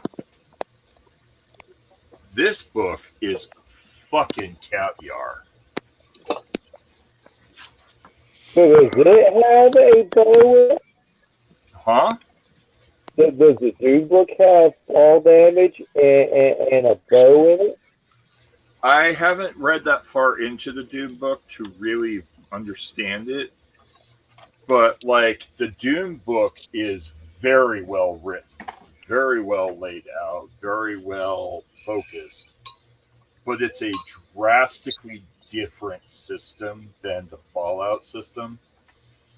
It's the same system, but, like, it's focused more on politics and social interaction, and, like, it's really in depth. Like, even down to whoever wrote the Dune book understood Dune. Yeah, it's like, well, Grant, funny. The Dune RPG feels like Frank Herbert wrote the fucking thing. It's got the full fucking timeline. It's got just a lot of depth to it. Good. It's beautifully written. Beautifully written. The intent of the Fallout book was to make you have to look all over the place for everything because, in a post-apocalyptic world, everything was a mess anyway. Yeah. Just like the first, I mean, it's just insane. In-depth infrastructure of all the different planets, in-depth infrastructure. Like the first 84 pages of the book, maybe not 84.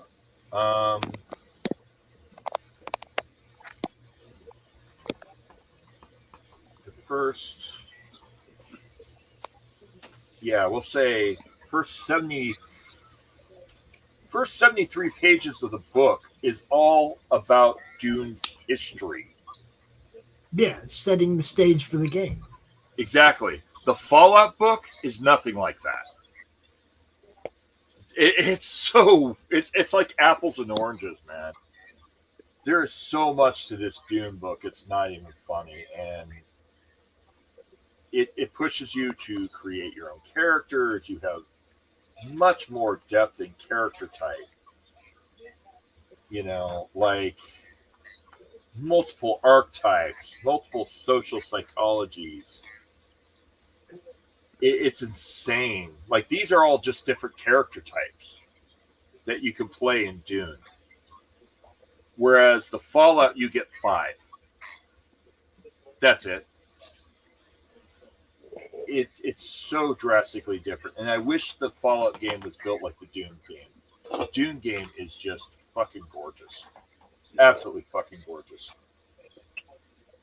Whoever wrote this in comparison knew Dune.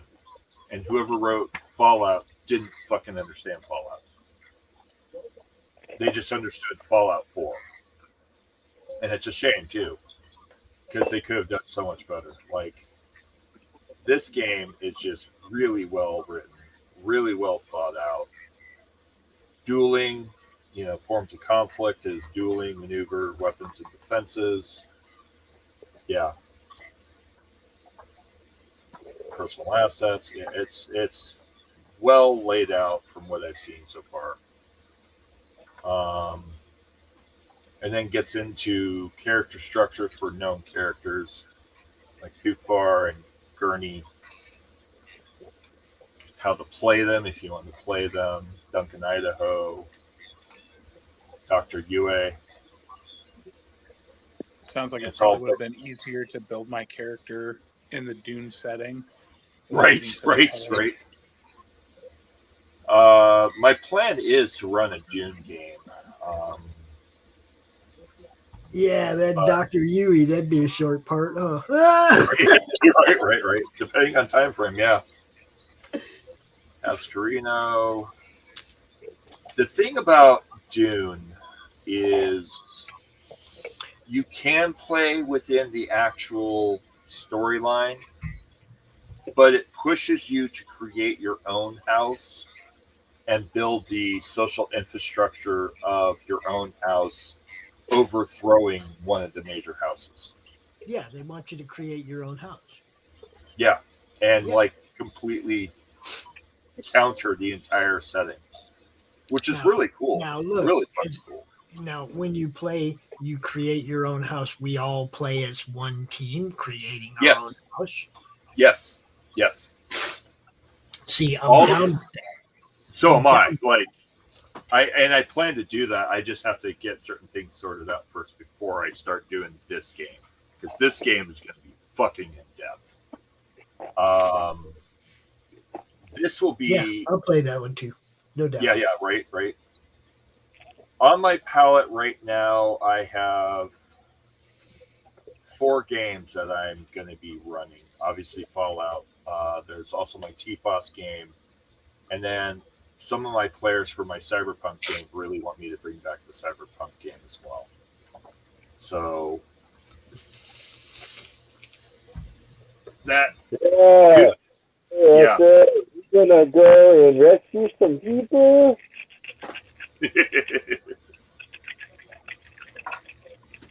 So, the Cyberpunk game will be coming soon, and I'll be continuing the storyline for Cyberpunk Red. One moment.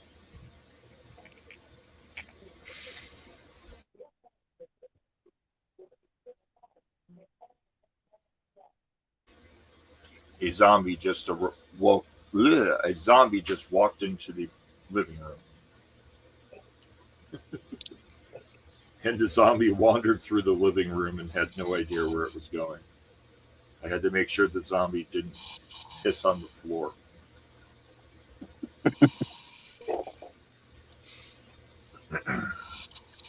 All right, so now that that's done. Oh, wait, hold on.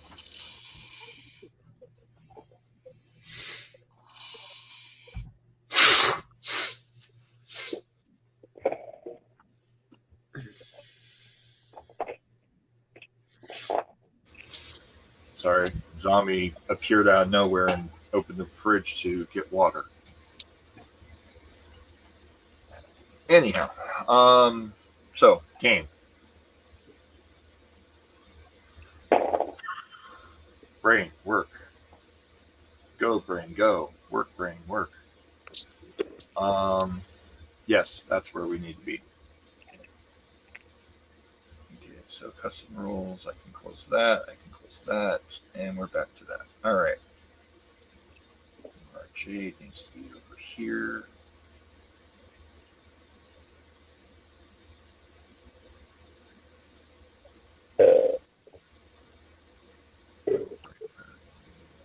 She'll be there. Okay. All right. Max.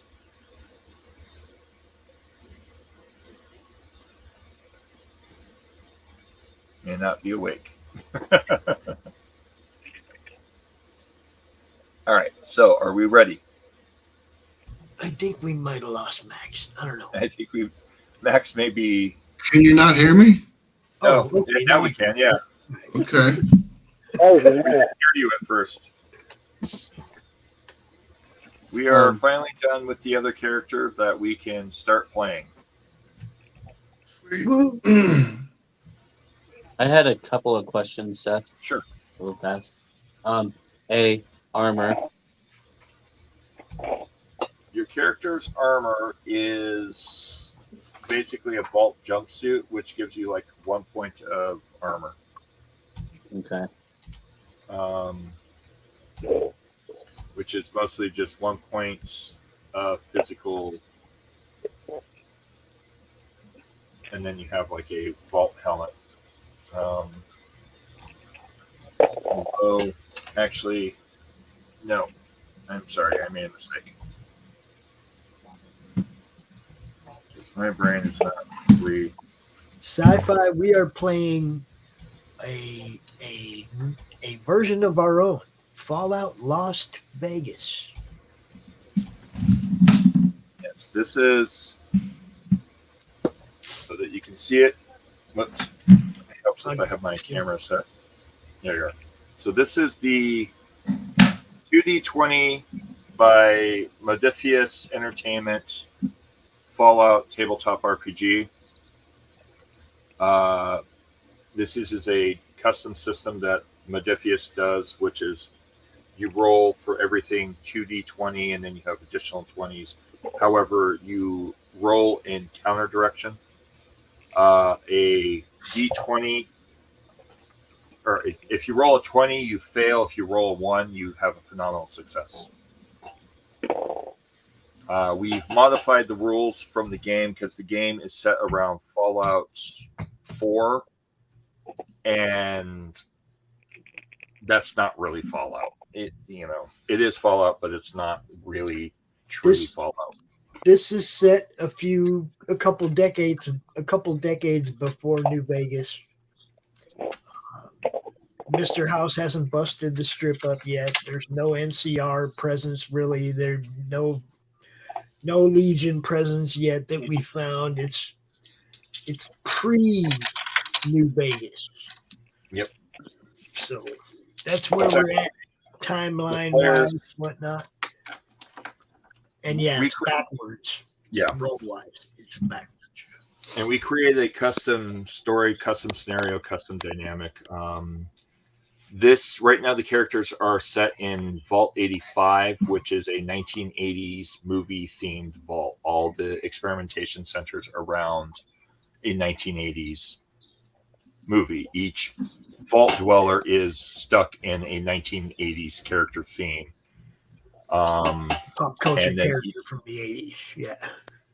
Case in point, my character is from Revenge of the Nerds, and because he is in the first movie a jock, but in 2 through however many movies there are, he actually ends up joining the nerds.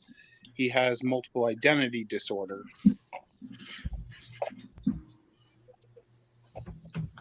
10 D20 sets. That's how you do it. You do a streak, you give stuff away. That's what you do. Right. So we just finished the character creation of a new player, Mara Jade, who is playing a Star Wars-based character.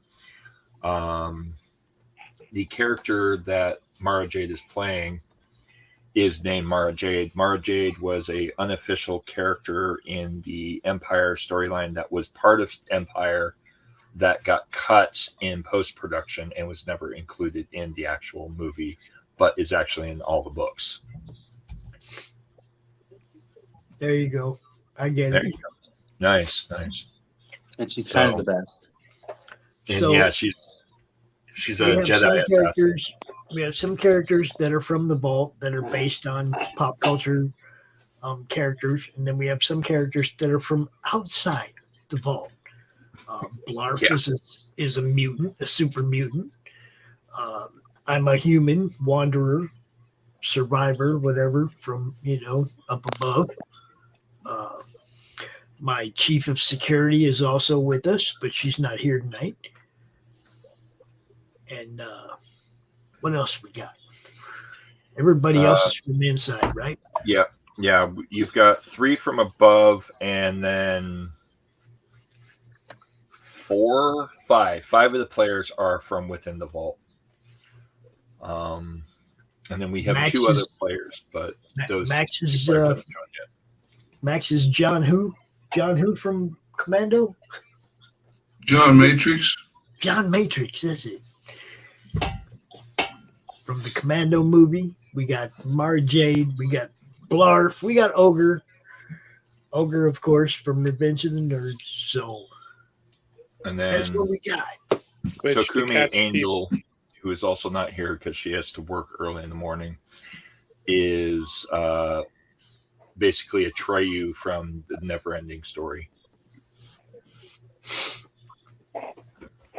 So anyhow, there you go. When we left off with our intrepid players, they were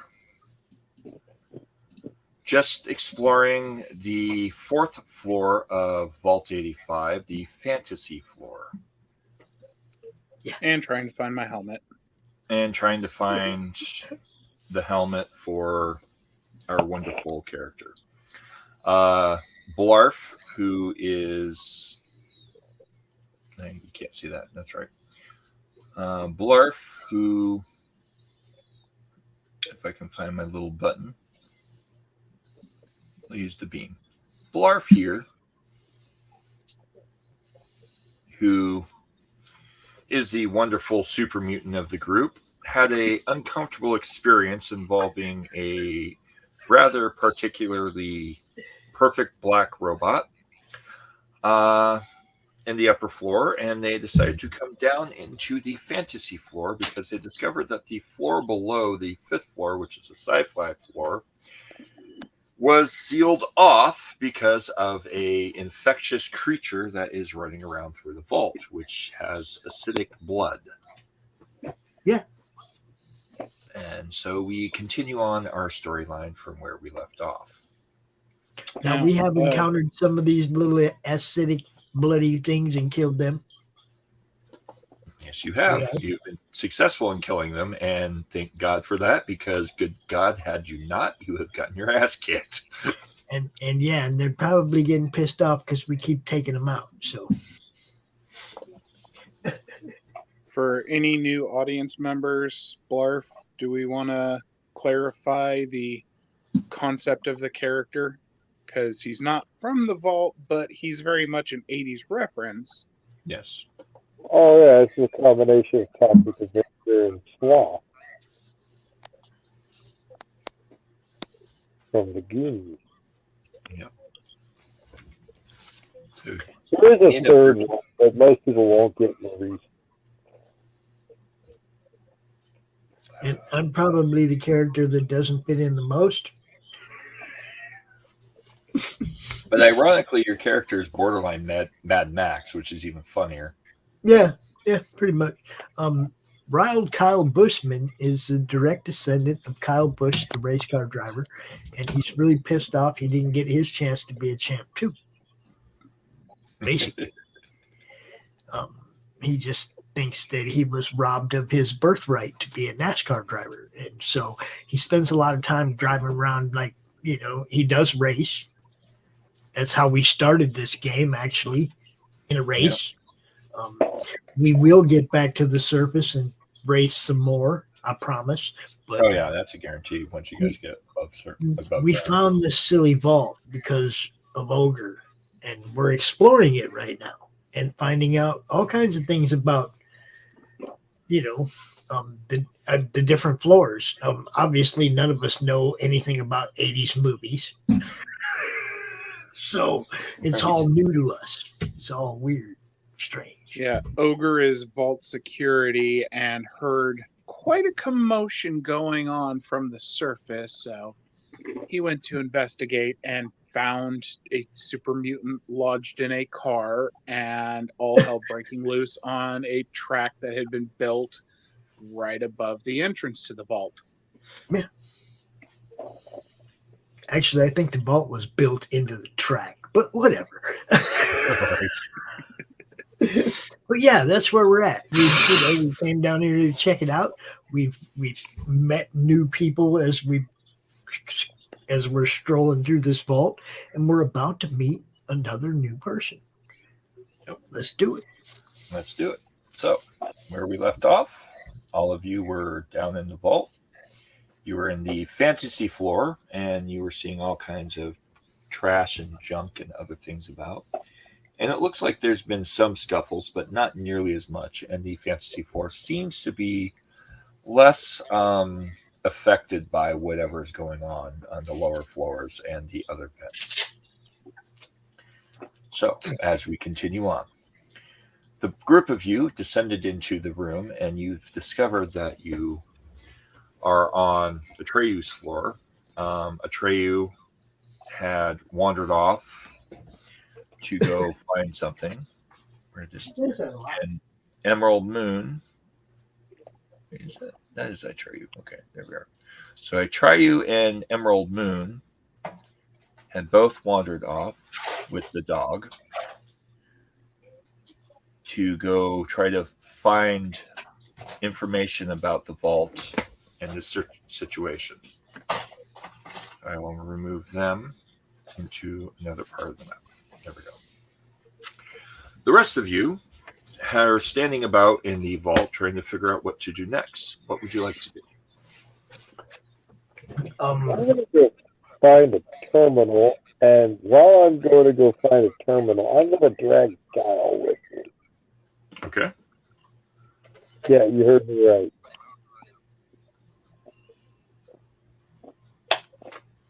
You're taking who with you? Kyle. Kyle and the robot. Yeah, I was just about to ask, is anybody else having a little bit of difficulty with Blarf's audio? I am. That's why I turned up my mic. Or turned up my audio. So I could hear him better. Mine is maxed, but it's just that Blarf, you sound muffled. That's probably due to my Bluetooth. Fair enough.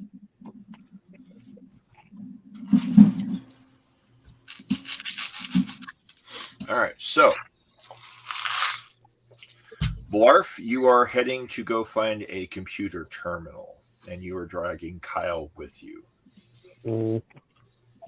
I will need you to make a unarmed plus strength check if you wish to physically manhandle Kyle by picking him up. Unless he consents to you grabbing him and dragging him off. Yeah, that's probably not going to happen. You said unarmed and strength? Unarmed and strength. That's a 15. All right, hold on. You are manhandling another player who is resisting being picked up. Huh? 17. 17. 9 and a 5. 9 and a 5, 2 successes. All right, Kyle. Yes. You need to make a unarmed plus agility or unarmed plus strength to counter him picking you up. Your difficulty is 3.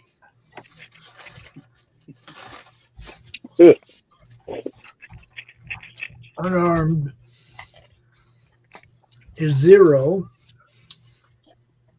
Agility and strength are both 6. Okay, so pick one. Are you using your raw strength to counter him, or are you going to dodge? I'd probably try to dodge. I don't know. Okay. The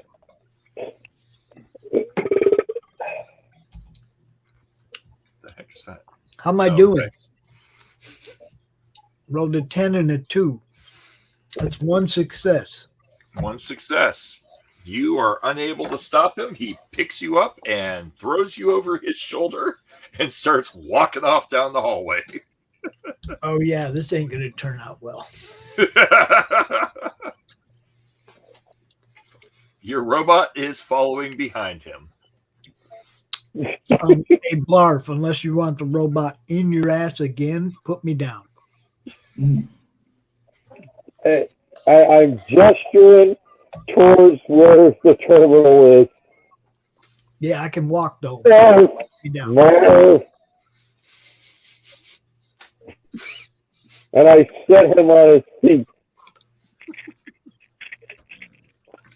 Now, where are you going? Let's go. What do you want? Let's go. Show me. Let's go. So far, Right behind you. relatively laid out the same. I'm pretty sure I will know where a terminal is. I have an idea.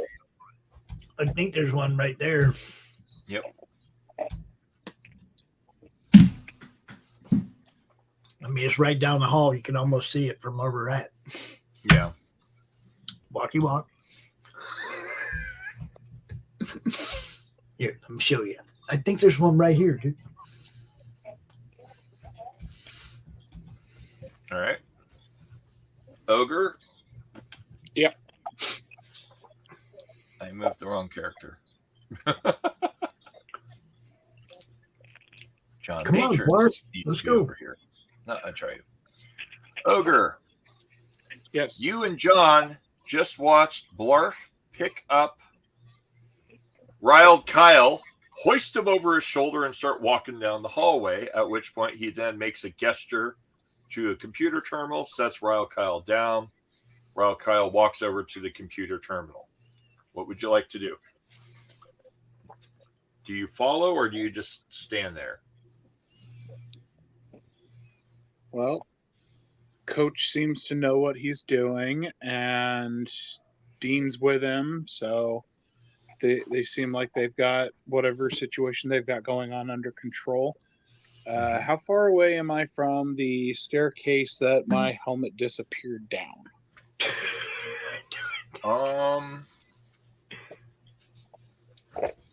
Make a perception plus survival check. difficulty 1. Perception plus survival. Crap, survival is an ogre skill, so 9. Okay. I failed miserably. 10 and 14. You are completely fucking lost. You're not sure where the fuck you are. Well, can I consult my pit boy? Well, he knows where he is right now. He doesn't know where his helmet is. But he needed to remember the map layout. An ogre can't remember the map layout. Right. So he can't remember where he was, but it's not that he's lost. He's right here with us. Granted, but he's lost as far as where he is in the floor of the 4th floor. He's not from this floor. He's from the 2nd floor. And the 2nd floor has a different layout. That's why we're over here looking at the terminal there, Sparky.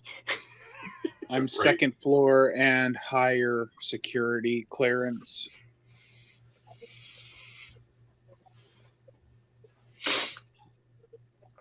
John, you know anything about this floor? John Matrix. No, I'm sorry. I thought you were talking to someone else. Do you know anything about this floor? I've never been on this floor before. It's not my assigned floor, so. Cool. All right. Guess what? We're all going to learn about this floor. I turn on the computer. Okay. I point to his pit boy. That's Kyle's pit boy. Yep. And I point to the terminal. Yeah. You want me to get the layout of the floor there, Haas? Is that what you want from me? No.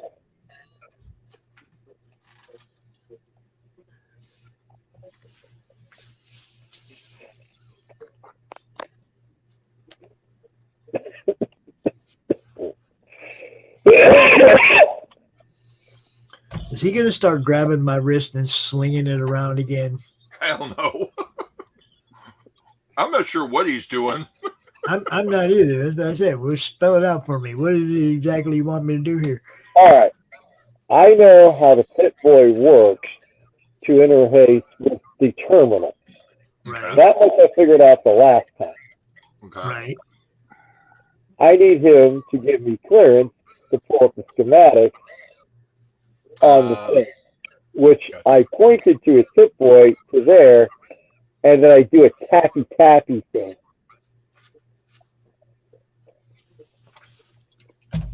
Okay. All right. So, Ryle Kyle, you need to make a intelligence plus speech check. Intelligence plus. Yes, because you're trying to understand his pantomime. My intelligence is 7 and my speech is 2, so that's 9. Okay. Difficulty 2. 2 rolls. And we have 5 on the group. You might want to buy 1 die. Say what? We have 5 in the group pool. The group has a pool of 5 points, which means that you could buy an extra dice.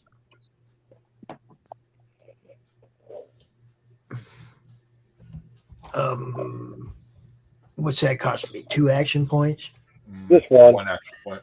One action point in the group. Yep. All right, so I get to roll 3 times. Yep. Badink, success. Badink, not a success. And Badink, a success. 1. A 1. Oh, a 1. Good. That means there's 6 successes. We've gone -1, +2, we're up to 6. Okay. All right, so you get a general idea that he wants you to do something involving the computer and the Pit Boy and him, which you kind of put 2 and 2 together that he probably wants you to give him access to the system with the Pit Boy, and the Pit Boy unlocks the computer. Okay. Here you go, big boy. Figure it out. He gave me access. Mm-hmm. All right, I'm going to pull up the schematics for the floors. All right. Didn't I ask him if that's what he wanted me to do? Yeah, basically. I give him a thumbs once he gives me access, and then I start to proceed to use the computer. All right. What are you looking for? Let's start there. One, I'm trying to figure out what the floors are named, particularly 4 or 5. Okay. As you go down the list, you see floor 1 is introduction. Floor 2 is comedy. Floor 3 is rom-com. Floor 4 is fantasy. Floor 5 is sci-fi. Floor 6 is horror. Floor 7 is apocalyptic. Floor 8, redacted. Floor 9, redacted. Floor 10, redacted. Floor 11, corrupted data. Floor 12, corrupted data. Floor 13, corrupted data. And then there's like... Man, that's a lot of porn floors. Oh, I'm sorry. Floor 14 through 20 just says 14 through 20, and there's no information. Man, that's a lot of porn floors. I'm just saying. Okay.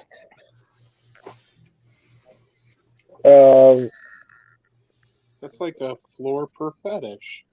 Right? That's what I'm saying. It's a lot of porn floors. I said that. All right. I'm looking to see how things from 4 or 5 could get to the higher floors. Because it was sealed off.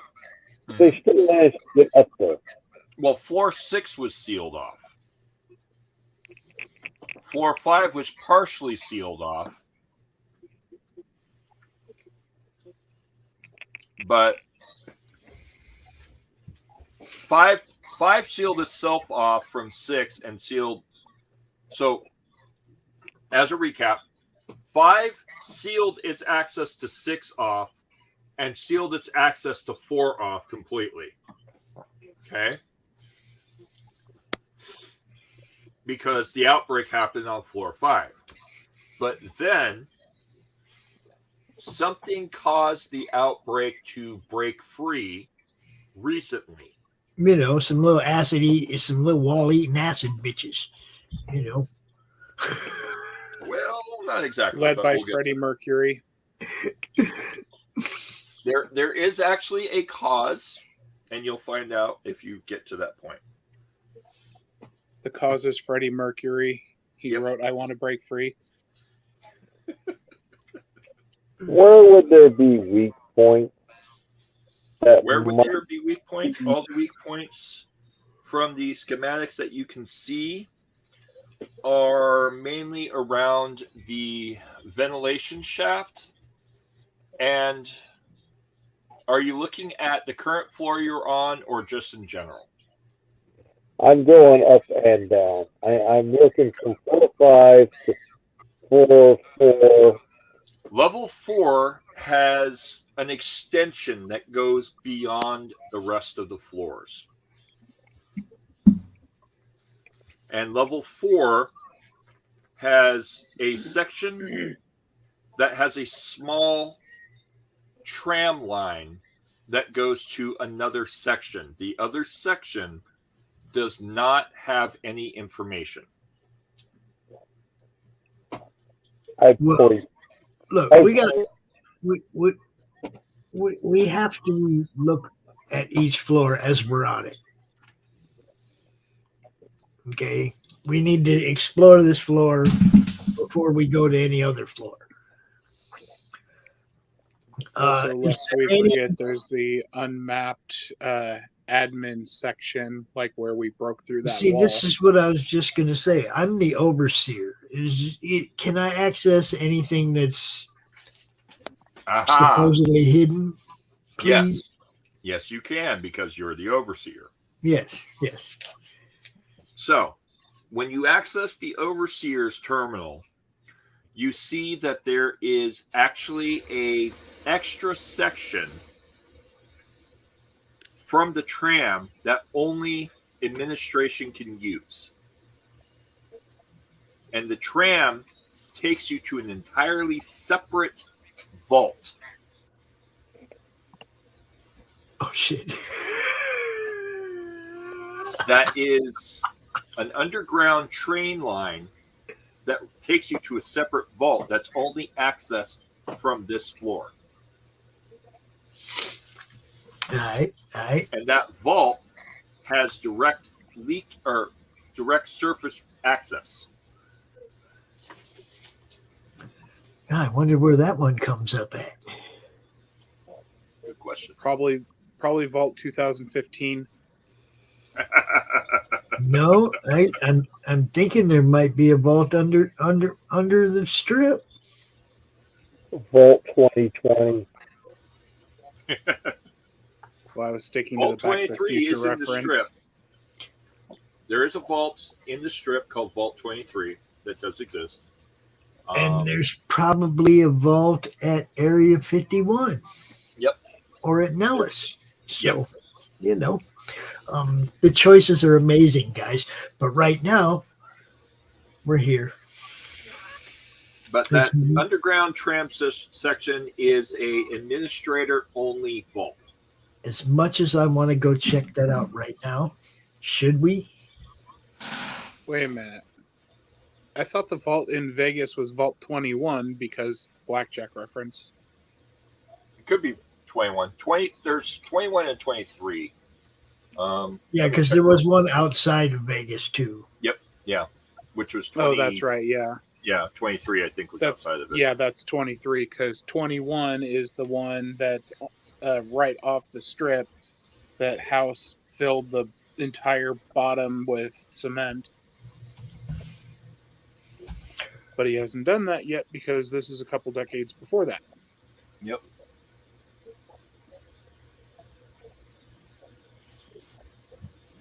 I'm checking the New Vegas vault list real quick just to verify.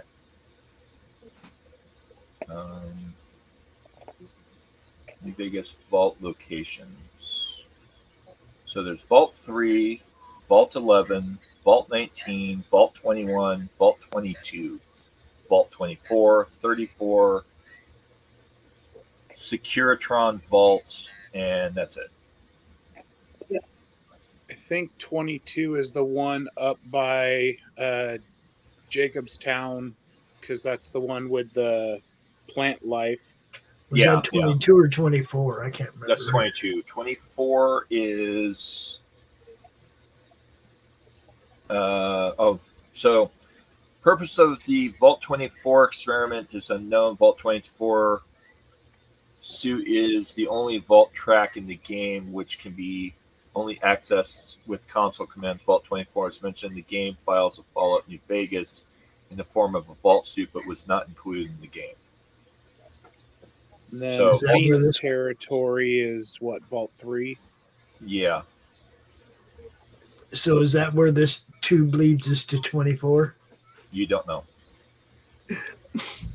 It doesn't say. The system just says administrative vault. That actually, I just realized another interesting thing that if and when we get to it, Vault 3 is taken over by the Fiends and they butcher the initial inhabitants in the timeline of New Vegas. So depending on how far before New Vegas this takes place, it might still have the original inhabitants. It should.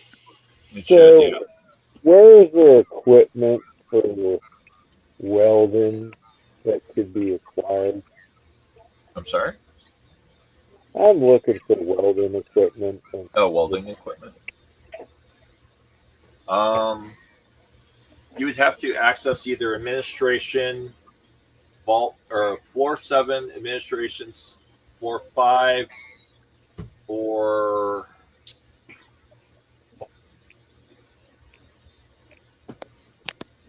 lower. For what now? For welding equipment. The robot can weld. You guys Yeah. use the robot to patch That's that what hole That's that what I was gonna say. What do you need? What do you need to weld? I look at the ventilation points at level 5 going to whatever the next level was that was the problem. I'm pretty sure he can cut through anything we need to. or you can just brute strength and rip a hole like you did last time. Yeah.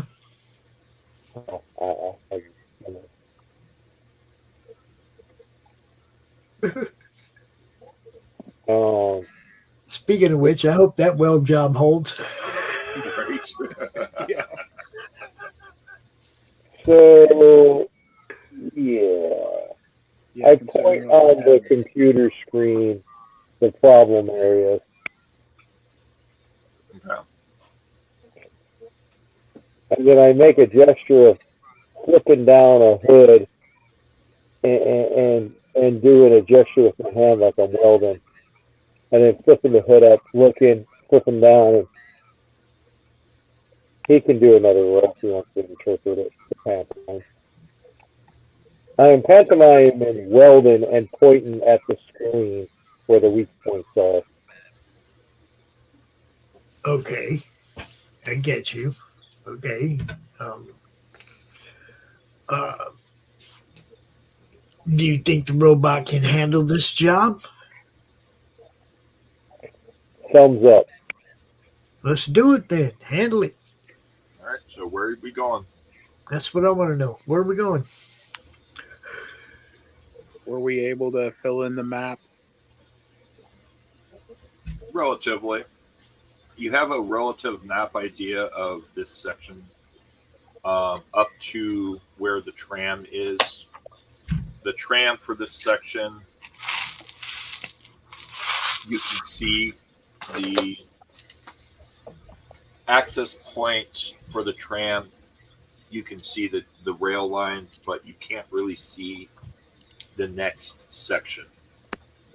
The administrative vault, from what you can see of the administrative vault, it seems like the map is inconsistent. Like there's rooms and then blank spaces and then rooms. The data is not corrupt, it's just not showing up. Okay, I was going to say, if there's any corruption, since I can't find my helmet, I'm currently stuck as Frederick, who has Science 3 tagged and 10 intelligence. So I could try to fill in some blanks, but if it's just there's no data there, there's nothing I can do. Yeah. Okay, I want to look around this room I'm in. Mm-hmm. Is there anything helpful here? Anything we can use? Make a search check. Perception plus survival.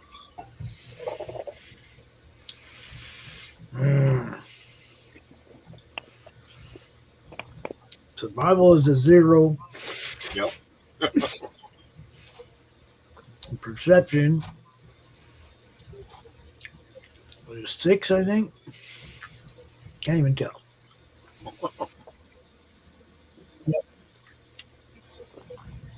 So yeah, we're probably not going to make that roll.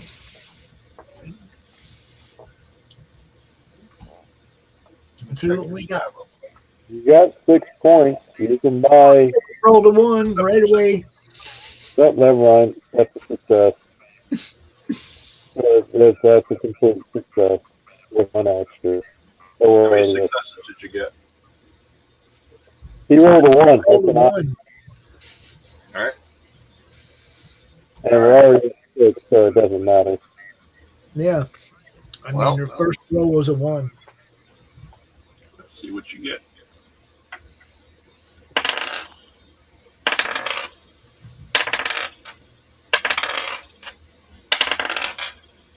All right.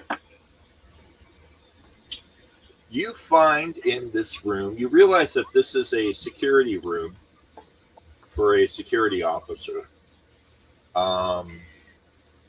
It is a little strange that the security officer's room, the door is wide open, and there's no security officer. Uh-huh.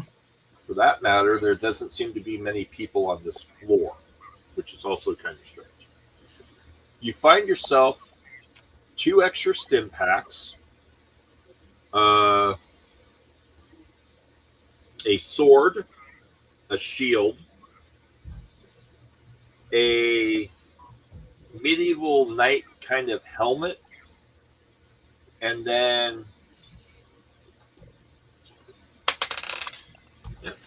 six magazines of 10mm ammo. 10mm ammo. Probably doesn't work in my pipe gun, but okay. Let me see something here. I don't even know what. I have a 10mm pistol, so I could use that ammo if nobody else can. Also, let me see that helmet. Okay, you can have the helmet, but it's not going to help you. Well, not with that attitude. Okay, look, I need to. You said a sword and a shield? A sword and a shield, like a medieval sword and shield, and a knight's helmet. Okay, I'm just trying to figure out where I'm going to add these things at on this sheet. Where do you put this stuff? Just right sword and under gear? Yeah, or weapon. Where's my weapons at? Oh, way down here. Okay. Got a sword, and I don't know what the stats are. I don't care. We can figure that out if I ever actually use it. Right. So, I don't know. And shield would be an armor. Yep.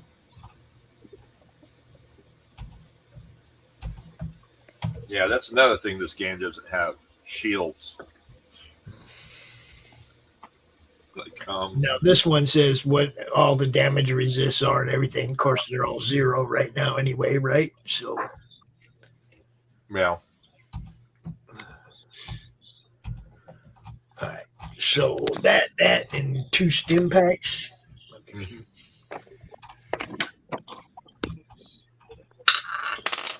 2 stim packs, a helmet, a sword, a shield, and 6 magazines fully loaded of 10mm ammo.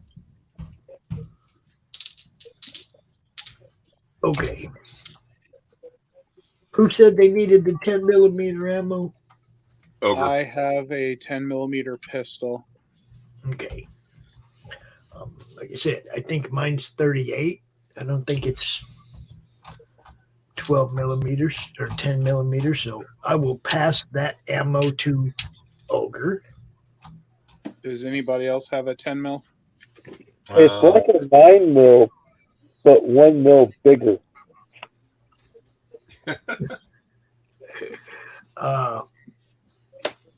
So the helmet, I hand him the helmet, but I inform him it's not his helmet. Okay, it's not your helmet, Ogre, but here, you can have it.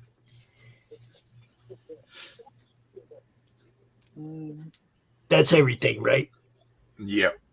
Okay. Sorry, I'm checking real quick the spec differences. I think, if I remember correctly, your pipe pistol is a 38 or a 45. Yeah. I think it's 38. Can't remember, though, and it doesn't seem to say here. That's what I'm checking right now. Does it say what the ammo it's capacity 38. of a 10 mil is? It is 38. Mine's a 38. Yep. It's actually on the list, so. There we go. You said 6 full clips? 6 full magazines. Or yeah, magazines. 6 magazines, 10 rounds each. Okay. There you go. Plus 60 ammo. Which brings me to a total of 68 ammo for my 10.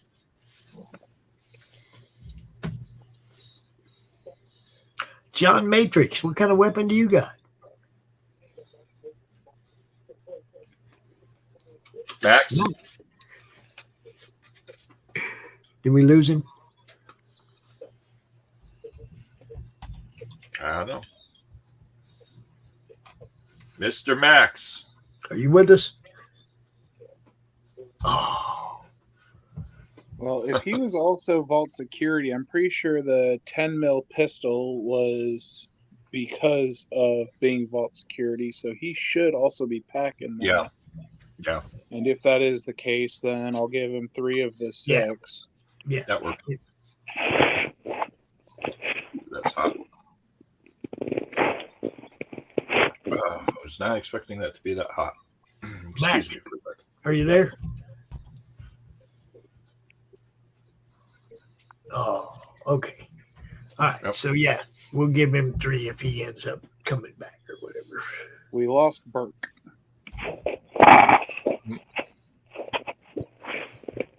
We need to get shock collars. That's how we keep the tension.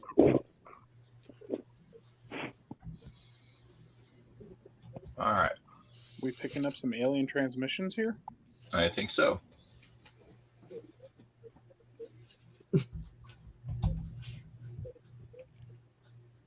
Oh, no, wait. We're on the fantasy floor. Druidic transmissions. All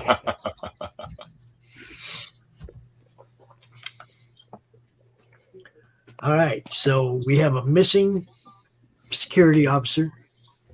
Yep. We find some stuff. And now, are we going to explore this floor on our way to the area we're trying to repair? Or what do we do? I think this is a weak point and pointed to over there, and so we need to guard them.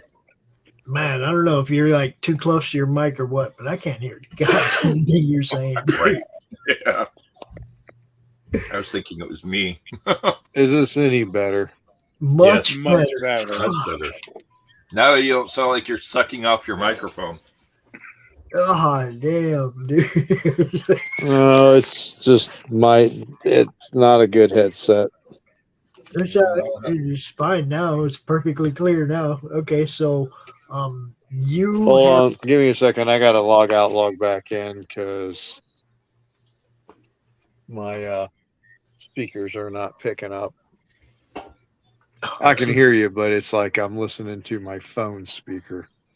Ooh. I'm on a Mexican radio. Whoa. I'm on a Mexican radio. man, I don't even know if you can play that song nowadays. I know, right? It is a pretty kinky song. Yeah, it is.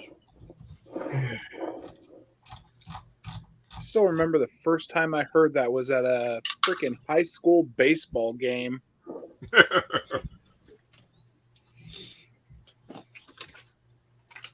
Now I can hear you. There we go. All right. Welcome back. What's your gun? I don't have a gun. I don't even have a weapon. Well, I have a machete, if you want to call it a weapon. Fair enough. Helicopter blade. All right, so let's get to stepping toward where we got to go. All right. So, down the hallway. Once I find the right button. Down this way is where you would need to go. Blarf, you seem to know where we're going. Can I fit? What? So can I fit down the hallway?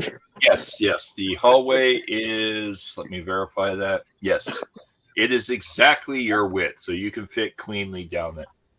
The hallway Good. is 2 meters wide, and you're just slightly less than 2 meters wide. Point at the robot and tell him to go that way. He's going in front. All right. Mara Jade. Jay Rizzle. Yes. Sorry, I hit the wrong button. You're good. Oops, wrong button. Let go. Too bad. You hear some movement down the hallway from your position. You just came up a flight of stairs from the science fiction floor because holy fuck has it gotten bad down there, and you had to seal off the floor behind you.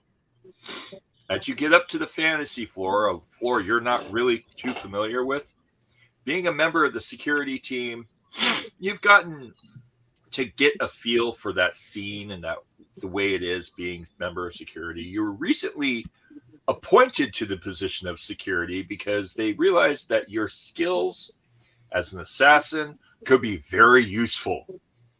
However, the conflict down there with those damn Xenos, those unforgiving, mutated things, wherever the fuck they are, they got out, and it's really bad on the 5th floor. You just came running up the fucking stairs after you watched your whole squad get slaughtered by these things. And the only thing that saved your ass was the fact that you were good at stealth. So you came up the floor, closed the door behind you, sealed and welded it shut. And now you hear a commotion down the hallway. What would you like to do? I got a question before you go on. How does she weld it? Is she just carrying an acetylene torch with her? How does she weld it closed? She welded it closed with a laser sword. Okay. I just need to know this. Yep. No, she used a laser sword and melted the steel. Okay. Mm-hmm. I was going to say, I know how I did it. Okay. I have lightsaber. It works. Well, Gotta say, I'm going to do what I'm best at. I'm going to hide. Now hold up. You come up the stairs and the first thing you see is the overseer's robot. Well, no. Okay. You are at this end. Hold on. I got to switch to this little button. You guys are at this end here. Right. She is at this end here. About approximately 30 or about 20 meters away down the hallway. Okay. And he wanted the robot to go down ahead of us. Correct. But he can't see it because it's around the corner. So that's the exception there. Gotta say, coming off the back of that wonderful introduction of this new character, and the only thing that saved her being her exceptional skills of stealth, I can't wait to witness the first crit fail at a stealth check. Right. Well, that's the first thing I'm going to do is hide. All right. So to hide, you need to roll your agility plus sneak. So my agility is a 10. Uh-huh. So what do I roll? Okay, so you take D20. agility plus sneak, add those two values together, Okay. which would be a 13. Correct. And then roll 2d20 and roll 13 or lower. If you roll a 3 or lower on either dice, it's an automatic success. I rolled a 2 on the first one. Right on. We have a winner. And a 9 on the second one. All right. So you just the fuck appear. You are gone. What would you like to do next? Do you want to move down the hallway or? Well, Blark is in the More or lead. less, I would wait and to see what the noise is before I move. Okay. Are you going to go up into the rafters, or where do you position yourself? Yeah, it seems fine. Let's Okay. head up there. All right. You're up in the rafters. I'll put you off to the side. How far down the hallway do you wish to go in the rafters? Just inside the doorway, or further down, or what?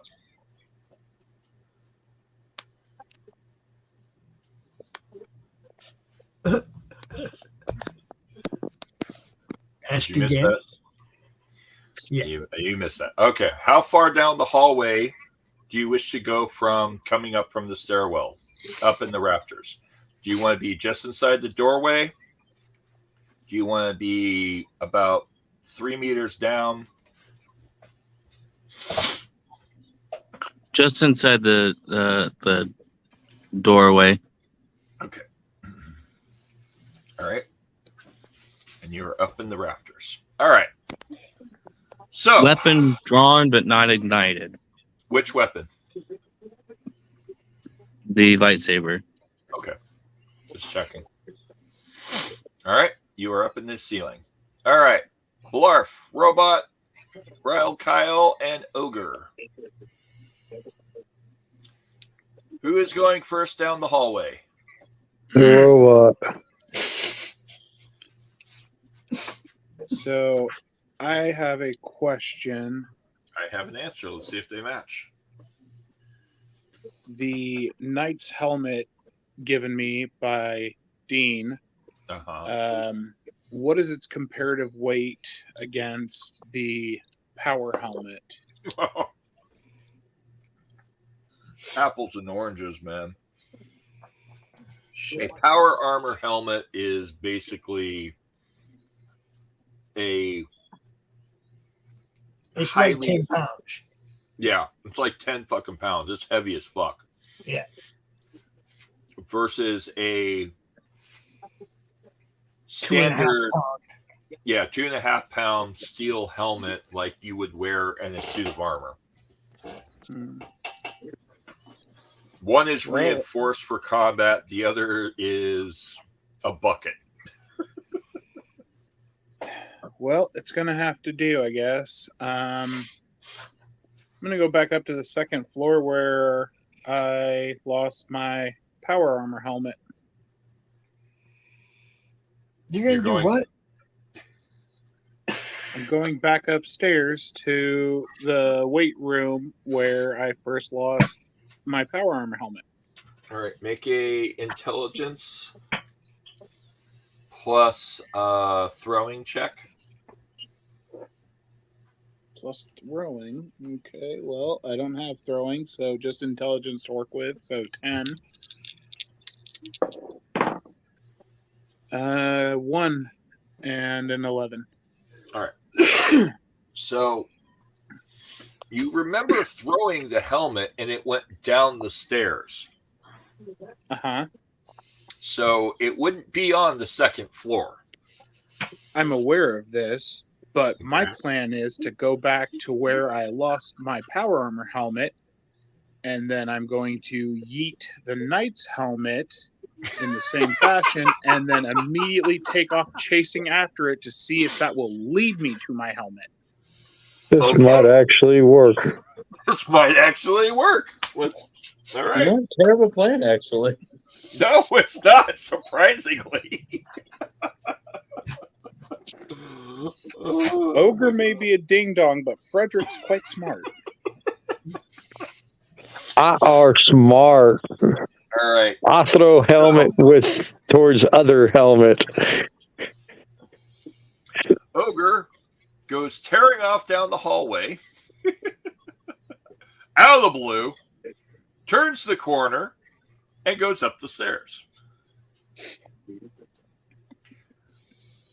Mara Jade, looking down the hallway, you see one of the security officers in power armor charge down the hallway at full bore, turn the corner, and go running up the stairs.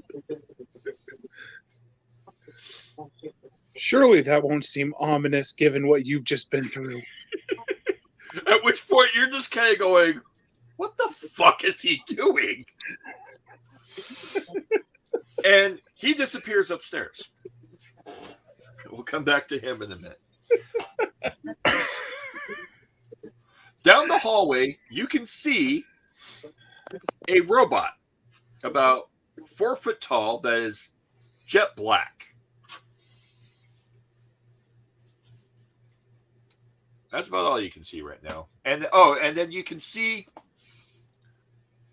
the head of your security team standing next to the robot. Don't forget the smell. He's not close enough for the smell yet. Does it look like they're like making a mad dash to keep up with Ogre? Nope. They're just standing there talking. So now I'm deeply confused because I was about ready to launch up the stairs after him because I'm not stupid. And then these guys just kind of walk.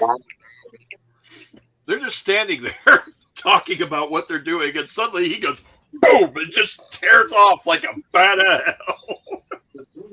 It's not the first time that I've just completely disappeared on them, so it's to be expected of me. Apparently. All right. So, Kyle? Yes. Blarf, what would you two like to do? Ogre has suddenly, after you handed him the helmet, looked at it and just started running down the hallway. With no explanation. With no explanation. I know Kyle. I don't know him. I'm going to stay with Kyle. We'll figure out Ogre later. Yeah.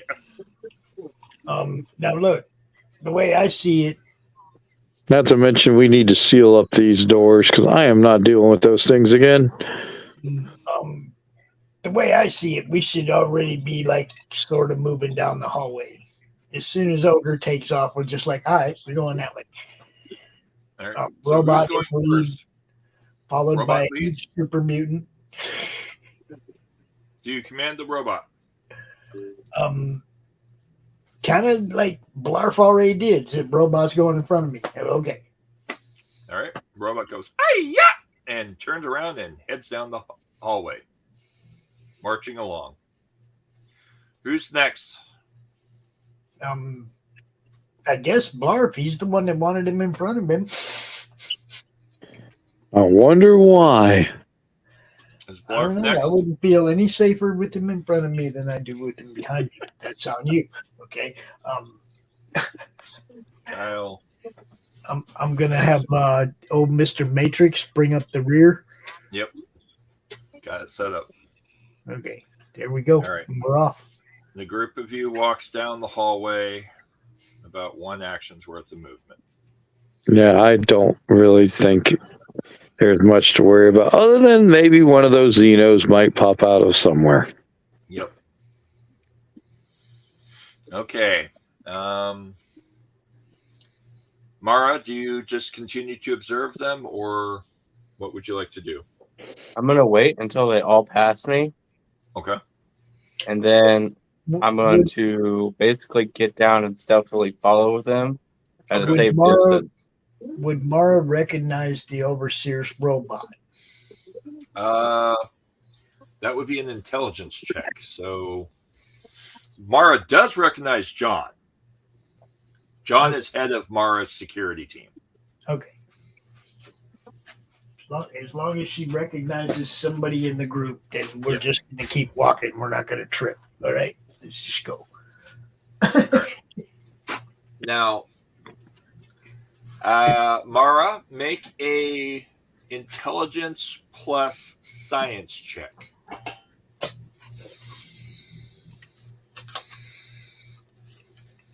Which is going to be an 8. Yep. I rolled a 8. 7. Okay.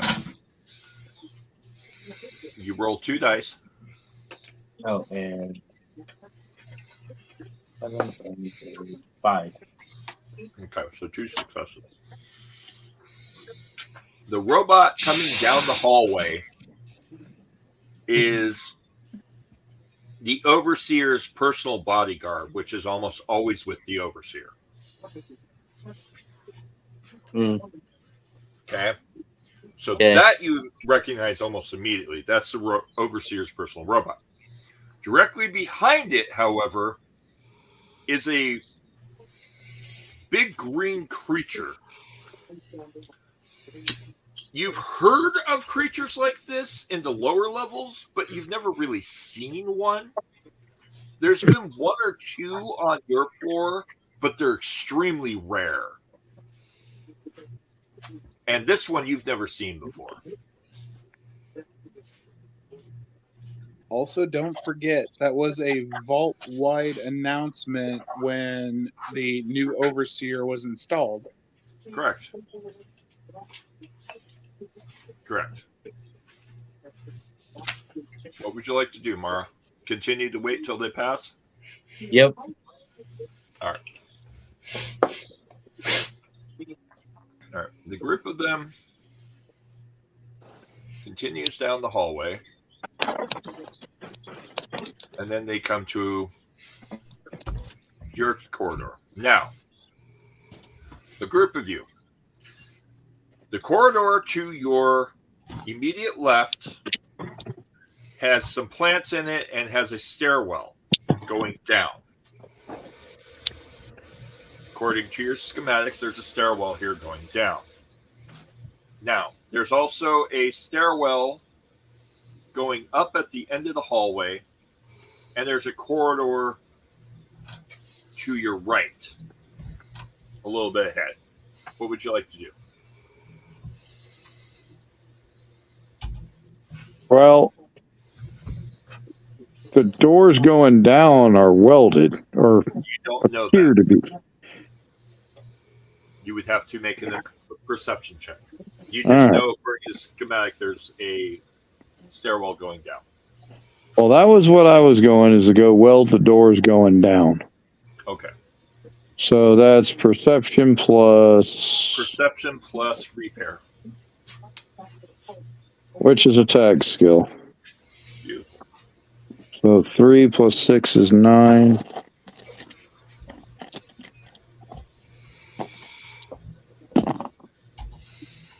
Nope. I don't notice it. It just looks like damage to me. All right. It was a 13 and a... it was a 13 and 15. Okay. Or 18, sorry.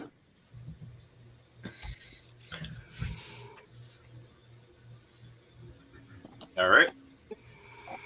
So, Blarf goes wandering over to the door, I assume, correct? Yep. Blarf wanders over to... Oh, damn it, they moved everyone over. Blarf wanders over to the door to go weld the door. Kyle, what would you like to do? Well, I'm going to expect a door, so I'm probably going to yank on the door. Okay. Can I do a perception check too? You can, yes. Because I also have a 6 and a 3, which is a 9. Perception plus repair. Yeah, that would be a 9. Okay. Let's see, what do we got here? A 9 Perfect. and a 19. Well, at least you're not a 20, so... The door seems strange. Something's not right about it. Blarf, look at the door. Look at the door. Okay. I grab the door. I didn't say yank on the door. And I yank on it. Getting Strength pointed check. at the door. I'm seeing if the door is locked. Strength plus unarmed. I didn't say anything about touching the door. I said look at the door. 15. Question of clarification on this. Yeah. Vault doors don't swing open. They are pneumatic and set in. They either come from the sides or they come from above. But either way, they are built into the wall to where you don't swing or pull to open. I'm aware. I'm aware. I'm very aware. I was just wanting to understand for the sake of the 2 story. successes. All right. 15 and a 10. So Blarf grabs the door, yanks on the door, and the door strains under the pressure and bows inwards.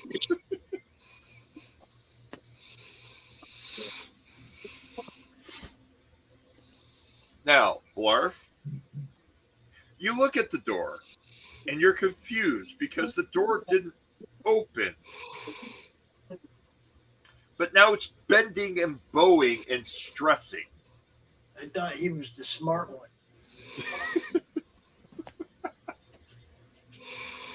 What would you like to do? Seems secure to me.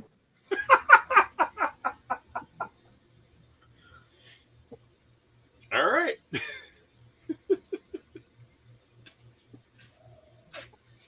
I point to the robot. I point to the door. I point to Kyle. Point to the robot. You want to weld? Mime welding. You want to weld this close for me, robot? Because dude wasn't listening. Yeah, no. Hey, yeah. And the robot wanders over to the door. And let's see if the robot notices the door.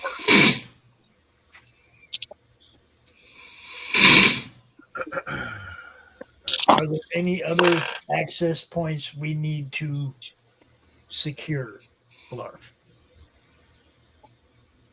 The robot looks at the door, looks at Blarf, looks at you, looks at the door, looks at Blarf, shakes its head, and walks away from the door.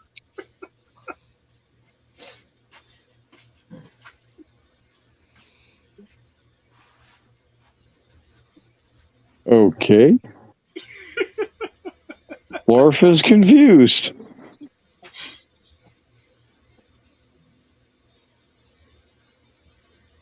And as to the question he had asked me, was that the only weak point that I saw for this floor? No, there are 2 other weak points. Well, let's go fix stuff. Yep, that's kind of where I'm going next. Next nearest place that needs to be sealed up. Down the hallway, basically to the north of you, there's another stairwell. All right. Okay. So you walk around to the other stairwell, and that door is also closed. Make a intelligence plus repair.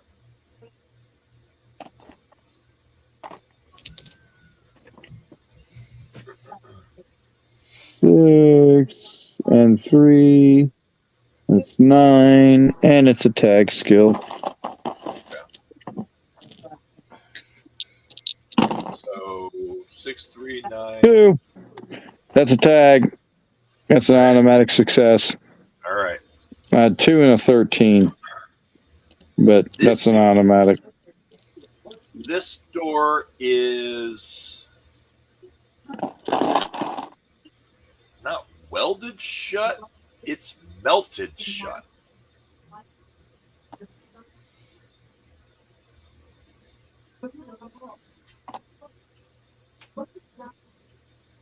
That's strange. The door got melted shut. But is it secure? Oh, it's very secure. The door is currently slag. I thought we were looking for weak spots. Weak spots based on the schematics, not weak spots based on information. Okay. Next.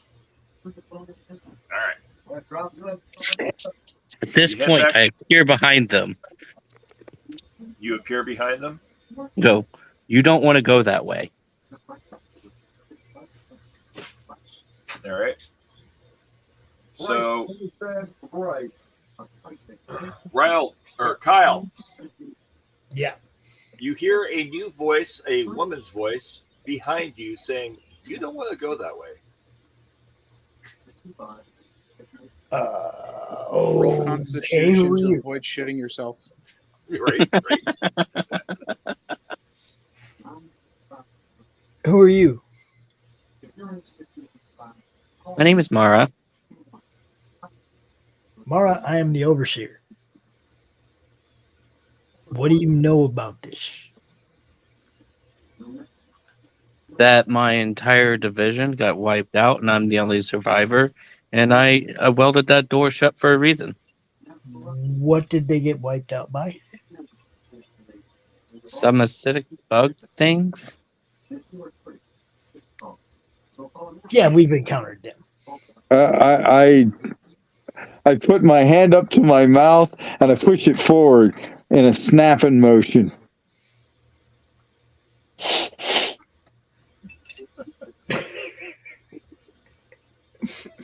You tried to scare the lady, Blarf? What? I shrug my shoulders. I just tilt my head to the side, trying to figure out what you're trying to do.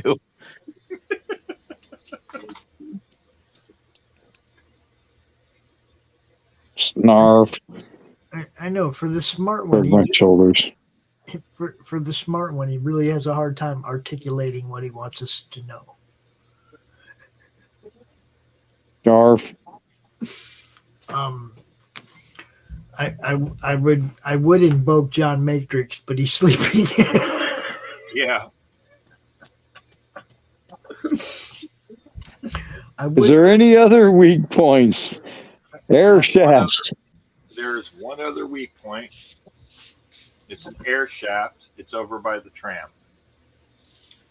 Okay, well, we're going to seal this other. Would you care to join us? We're going to go seal this other spot. All right. Pause for a moment. Ogre, you've gotten back up to the top of the stairwell. You're now over by the area where you misplaced your helmet. What would you like to do? I'm going to go and stand in my memory best approximation of where I was when I threw the helmet, and then ready myself to take off sprinting as soon as I throw the night helmet. Okay. So you're going to need a intelligence plus survival or perception plus survival. Remember, we have 6 points. Use them. Well, I'm going to use intelligence. It's only 1 point of difference, but that's still a 10. And since survival is only on Ogre, I only have 10 to work with. All right. Please use points. You can spend 3 points and get 2 extra dice. I can do that. Let's see what I can do with what I got. I rolled a 6, and I am going to re-roll that because it was a 17.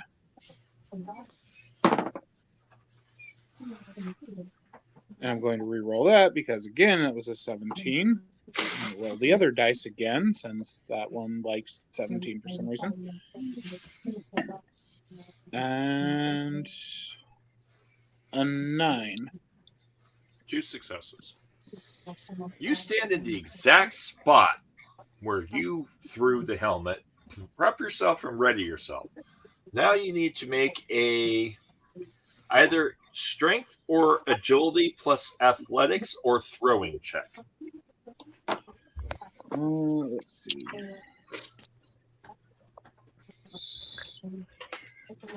Well, shit. Strength for Frederick is 3. Agility for Frederick is also 3. Okay. And you said, what were my options for the other 2?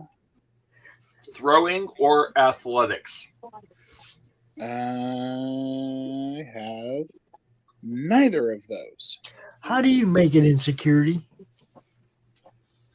With my helmet on. Ogre has a strength of 10 and an agility of 7 and an athletics tagged of 3. Frederick, on the other hand, has none of that. So let's see what we can do. Well, swizzle sticks. What'd you get? An 8 and an 18. All right. So you love that fucking thing. Hold on. Mm-hmm. Since I already spent those other 3, but what I do have, if I can find it, is Cautious Nature.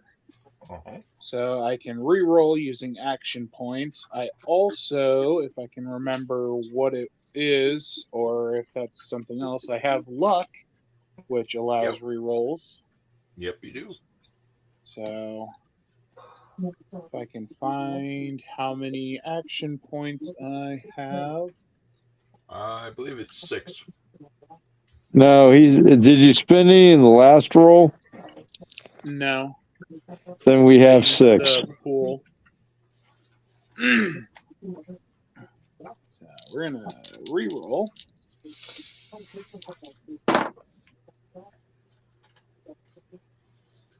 Okay, we're gonna try that again because I got a 13 and a 19. How many action points is it per re-roll?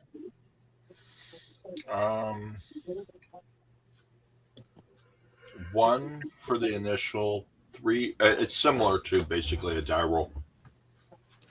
Or you can burn luck. Well, 1 luck I'm going point to use per my die. action points, and then once I run out of those, then I'll have to switch to luck. All right.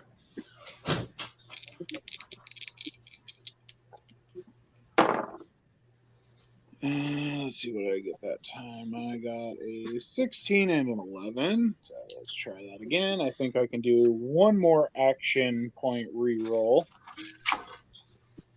Come on. Ooh, hooray. I got a 2 and a 7. All right, so 1 success. Out of action points, so now I'm going to burn luck to see if I can't get that second success. All right.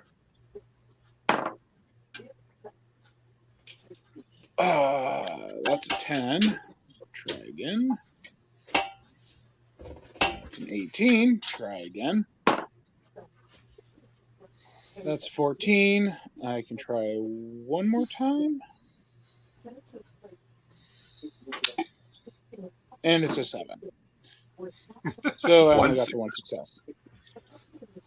You love that thing. It goes flying down the hallway. It bounces off the wall. It goes down the stairs. And you go running after it. As you go down the stairs, it bounces and bounces. It bounces off this corner, bounces off that corner. Goes down the hallway some more.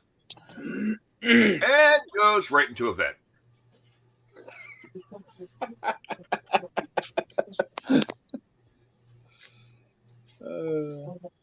There is, however, a scuff mark on that vent.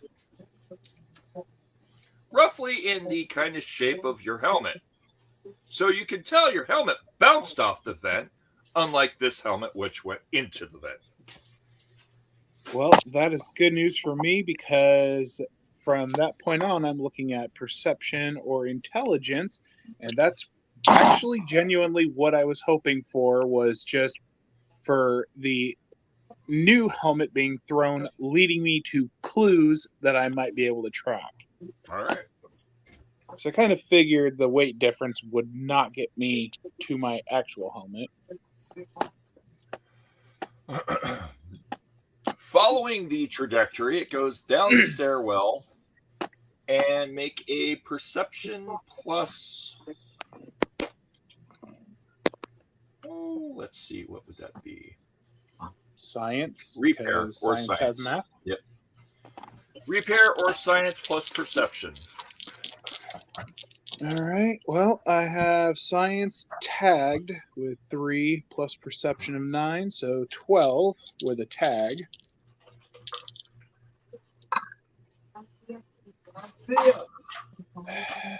These dice really do not like me. Got a 13 and a 16. Oh, man. All right. Well, that's at least one round of still looking.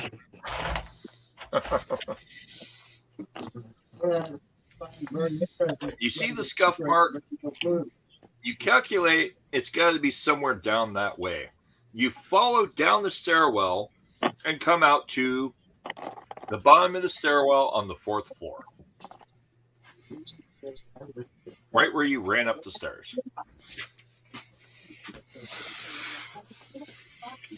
Can I roll perception to see if I notice any further marks? Yep. Is that just going to be straight perception? Perception plus repair. Repair is 3 not tagged. So 12 again. You know what? Really quick, I'm going to switch out this dice because one of the 2 that I'm rolling is one of the D20s from the Fallout set. And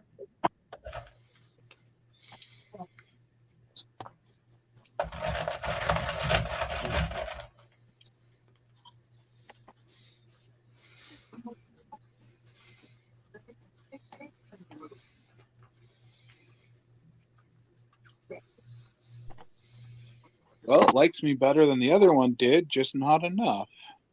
Okay. I got a 6 and a 13. From what you can gather, it must have gone into the hallway.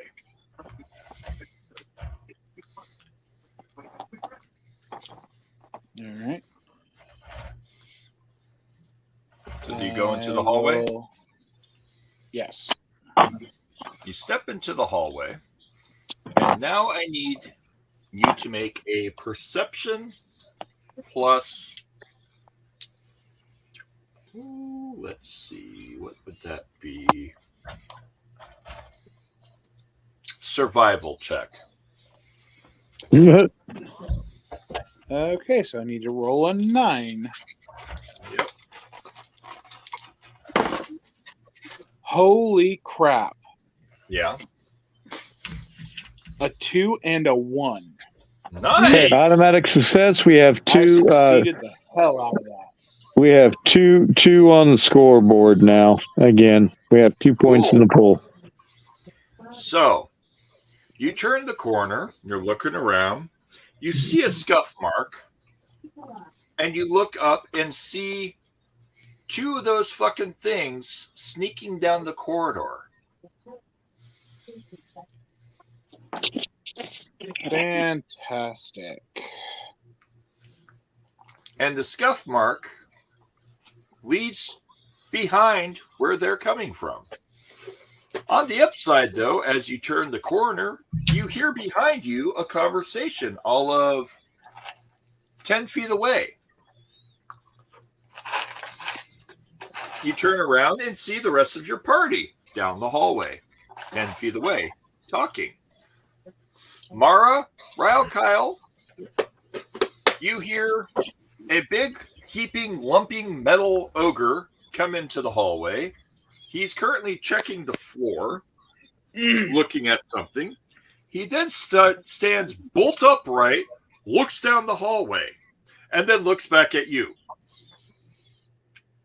Oh yeah, we forgot to mention that. Darn it, there was so much comedic value there. Back when I first threw the helmet, flash cut to them having their conversation, and all of a sudden they hear just the utmost clattering. Oh yeah, I totally missed that. Yeah, clang, clang, clash, clang, bounce, bounce. What the hell is that? All right. Well, I'm gonna draw my gun and train it on the things, not shooting, just making ready in case one of them makes any sudden moves. All right. And Mara? I'm going to call out to Royal Kyle. Perception plus survival check. I was just going to yell out to the guys that we got a problem, and then point at them.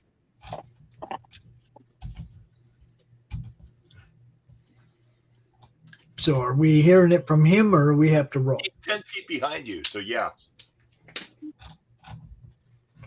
All I got is a 6. Roll it. I had a 15 and a 9.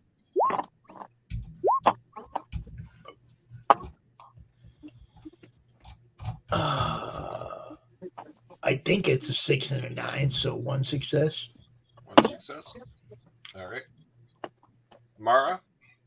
I rolled a 15 and a 9 with my perception survival being a 9.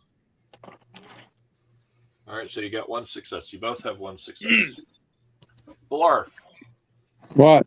You hear Ogre a little bit down the hallway say, we have a problem, but you can't quite see what's down the hallway.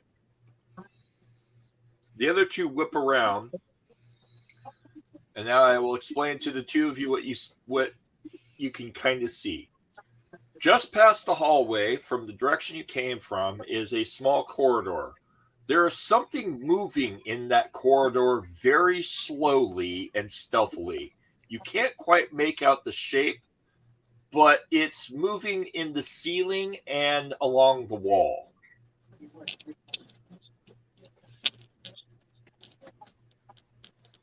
And Ogre just pulled out his gun and he's aiming. Okay, I think I'm going to pull out my gun. I think I'm going to hide. All right. Hey, assassin.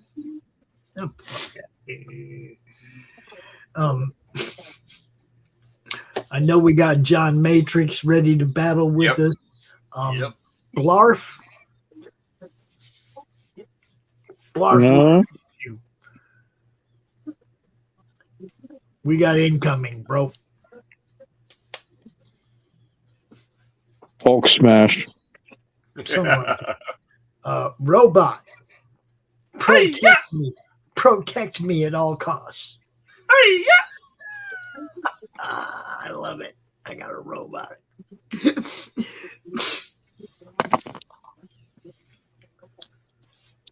Dean Ulick and his brobot. All right, so I need Mara Jade to roll her. I got a 12 and an Agility 18 with my stealth of a 13. So All 1 right. success. 1 success. You pull up into the rafters, and you kind of can hold position there. Are you aiming, or what are you doing?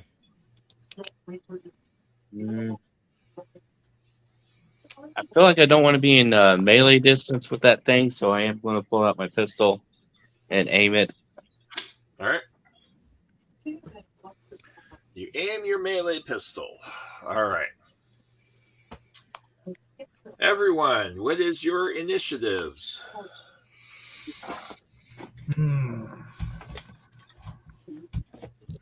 17. 9. Is that good? For Frederick, 12. 12. Mine is also 12. 12, 12, 9, 17. And I don't know what max is, so we'll just roll 1 for max. Nope. He's at the top of the chart, 20. All right. All right, so Blarf is first. Oh, and I need to roll for them. Are we supposed to roll something? No, I'm rolling for players and NPCs. Oh. All right, so Question. answer. See if they match. Initiative versus initial response with me actually seeing what the things are. Yep. Do I have advantage for the first round? Yes. Okay. Just checking. You have advantage because they haven't actually moved. So basically your team gets first action. Starting with Blarf. Blarf, what are you doing? Moving towards the threat. All right. Blarf squeezes past everybody or is heading towards the threat. All right. Next. Monkey wrench. Huh? My big monkey wrench. Oh, gotcha. So Blarf pulls out his wrench and is heading down the hallway. Now, Ryle, Kyle, and okay, and Ogre, what would you like to do? I'm going to ask Coach how his BMI is.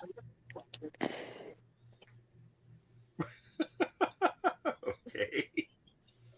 Oh, I'm most likely healed up from everything at this point because of the fast healer. Yeah. I was referring to baseball. It's batting average.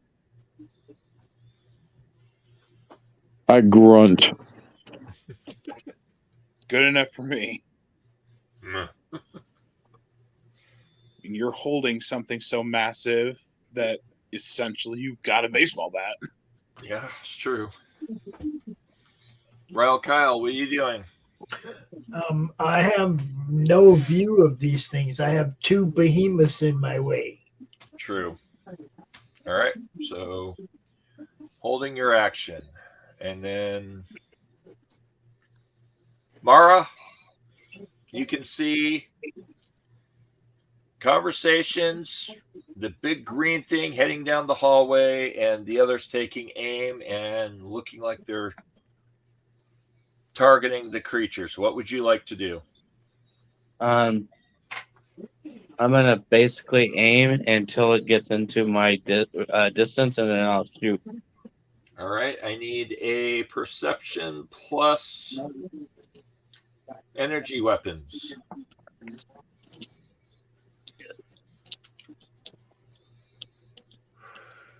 And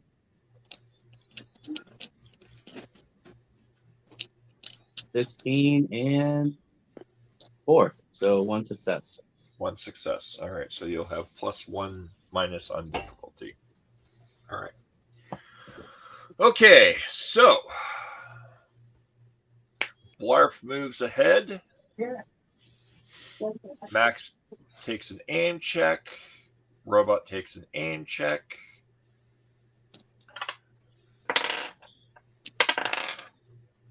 And okay, good. All right. Ogre. They come around the corner and oops. Forgot about something. And multiply. Well, yeah, because there's 2 that you couldn't see. And they come all charging down the hallway. How close do you let them get before you shoot? How close are they? Currently, about 7 feet away. And Bang, bang. Blarf is standing next to me? Blarf is directly behind you. Okay. Bang, bang.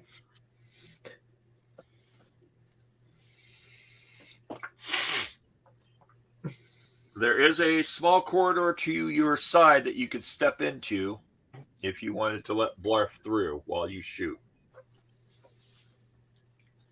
Yeah, because I was going to say I'm going to ask Blarf if he wants to get up next to me so that I can shoot at them to get him to drop down, and then he can smash him or hit him out of the park.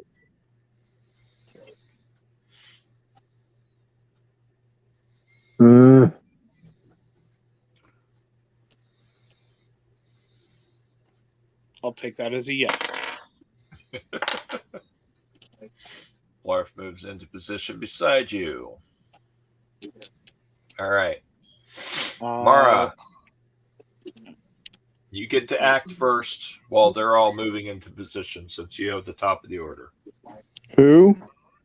Mara Jade. There are 4 of these xenomorph-looking things. I mean, I take aim at the closest one. You've already taken aim, so you can shoot, is what I'm saying. Okay, yeah, I'll shoot. All right. Perception plus energy weapons. 2 dice, difficulty 10, tag. That's 19. Ooh. And that's an 8. All right. 1 success. Yes. All right. I need the other dice. That's the wrong dice. 4 dice of damage. How much damage will we do? Let's see.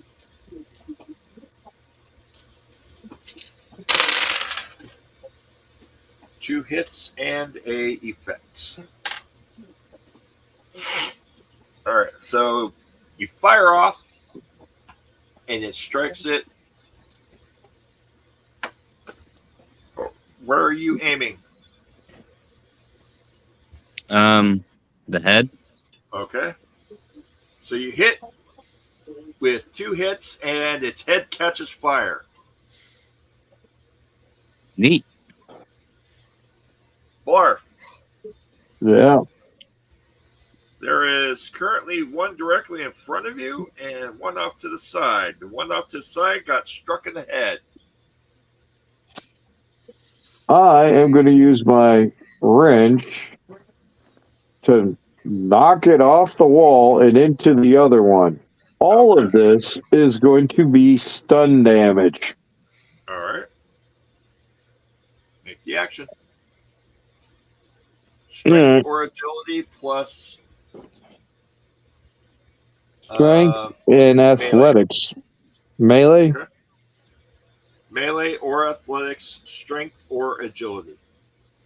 I'm going to use athletics because I'm not really trying to hit these things. I am trying to knock it into the other one.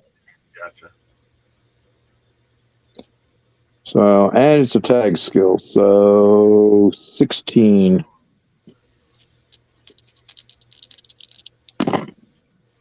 And you're going to love this. Yep. I rolled a 1 and a 4, which is a tag, and a 1.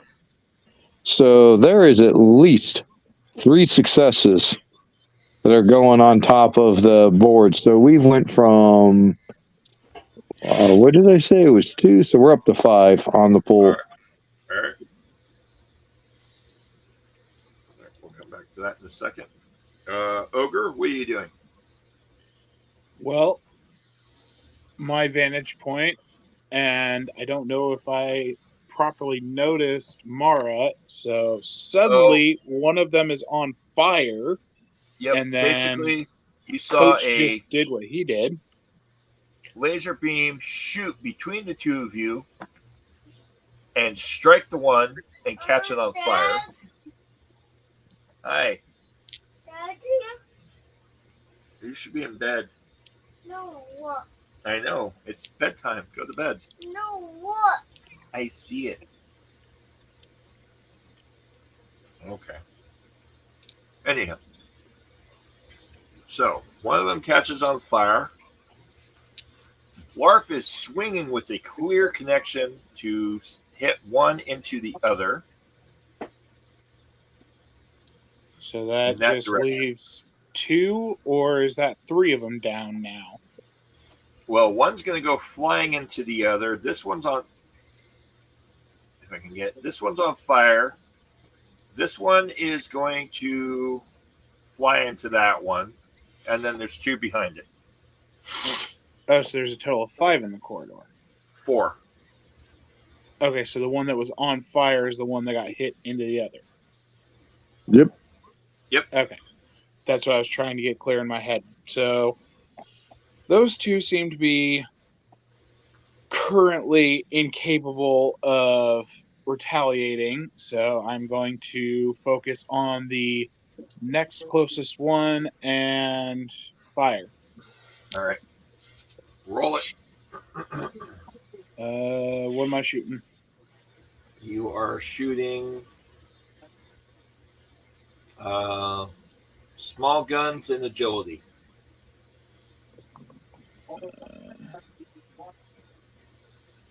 Small guns is nothing, and agility is 3. Awesome. Playing this game again. Yeah. 12 and a 16. All right.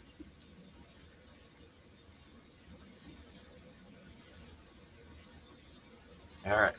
Just checking to make sure. 12 and a 16. So let's go to let's do a missile. So you fire at that one.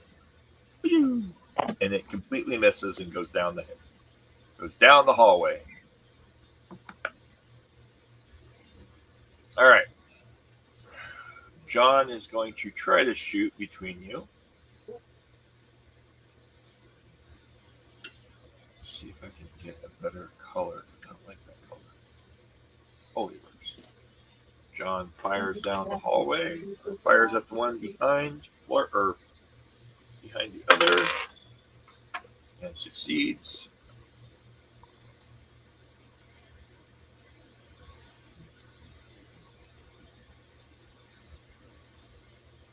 And shoots through and hits it in the missing die. Ed, nice. For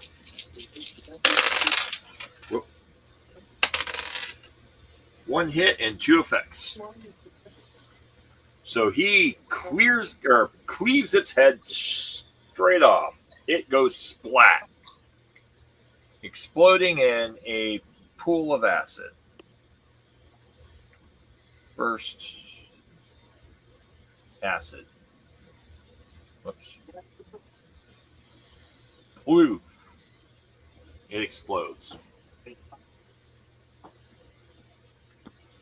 This one goes flying into that one, bouncing into it.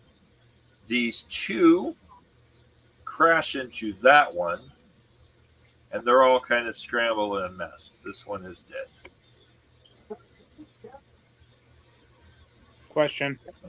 Yep. The one that was on fire, assuming it still is, that got hit into the other one, did that spread the fire damage? No. The fire damage did not spread.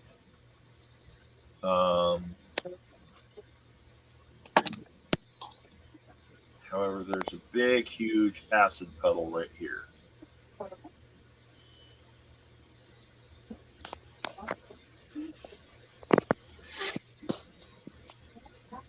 All right. So it seems like they are scrambling. The first one gets back to its feet and starts charging again.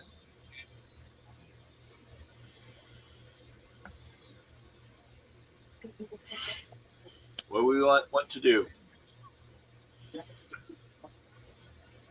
Me? Anyone. Well, I still don't have a view, so Yeah, your view is blocked. keep going down the hallway.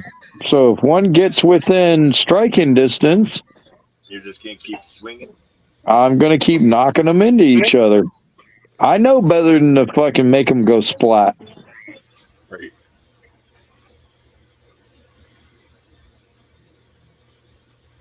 Although this really sucks because this is going to lead down to the lower floor.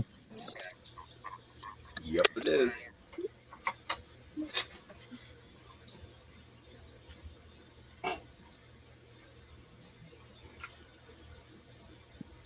Okay. So, first one gets in the striking range.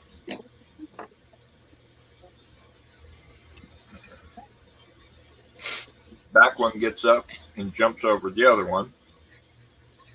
Now you have two side by side. Mara, Yes.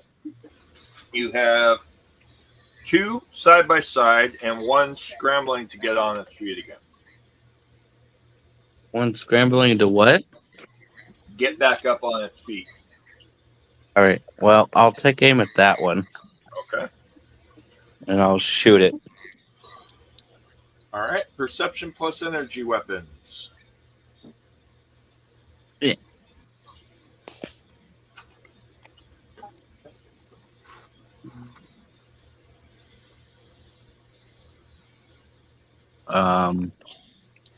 Well, that will be a 20 and a 1.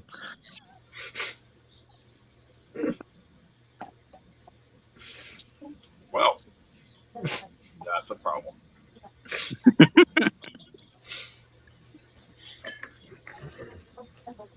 Just Oh, we making have a things complicated complication. for you. Yep.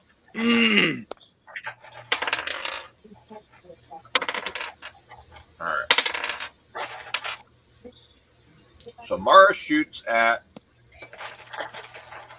the one in the back. Mara, however, ends up hitting the one here.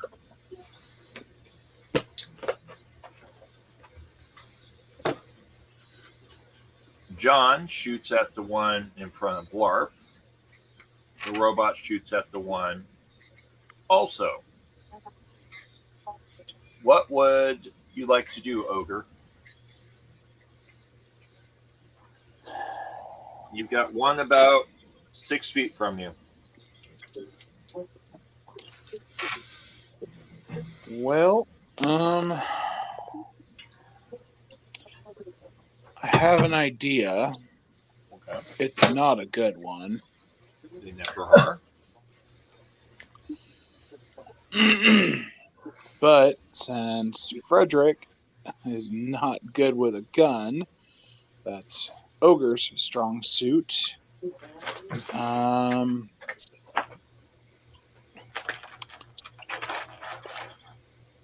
I am going to do something so dumb that it just might work. First question. I have in my possession, but not on my body as in being worn, a set of casual clothes, as well as vault security. Oh, shit, I forgot about that. Yeah, I'm going to put on my Vault 85 security helmet, which is not the same thing as the power helmet, if I'm understanding correctly. Yep. So at least that way I have something to protect my head and face. Okay. And then I also have a Vault 85 jumpsuit. Which is on underneath your armor. Oh, that's on underneath my armor? Well, shoot. I was going to use that, but I guess I will instead.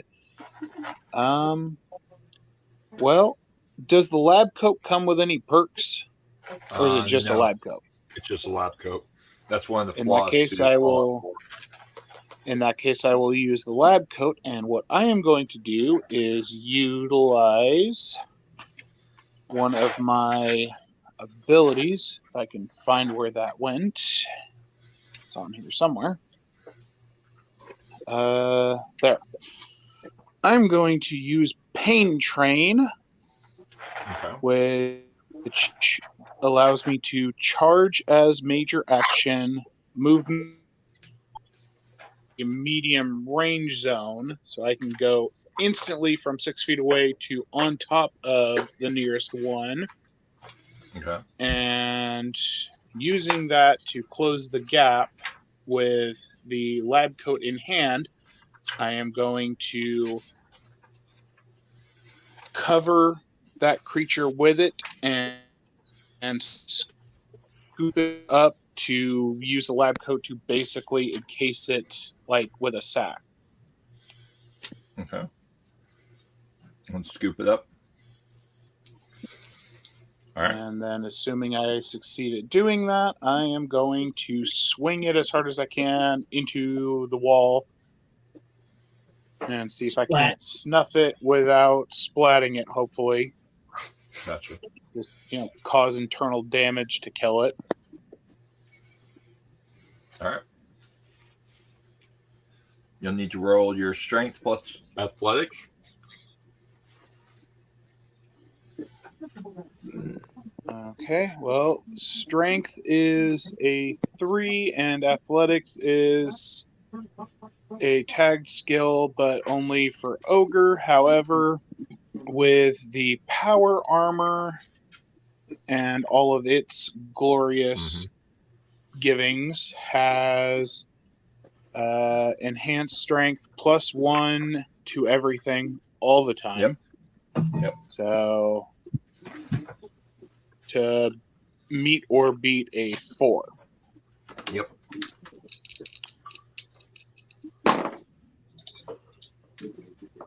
An 8 and a 17. Go figure. Yep. I'm going to, unless anybody has objection, utilize the pool to reroll. Any objections? Nope. All right. Trying again. All right, a 2. Good. And good an 8. Okay.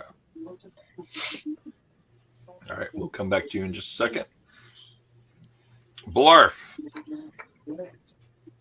Ogre is about to charge into these things. Mara is shooting from above. The annoying robot is shooting from behind, and John is shooting it from behind. What are you doing?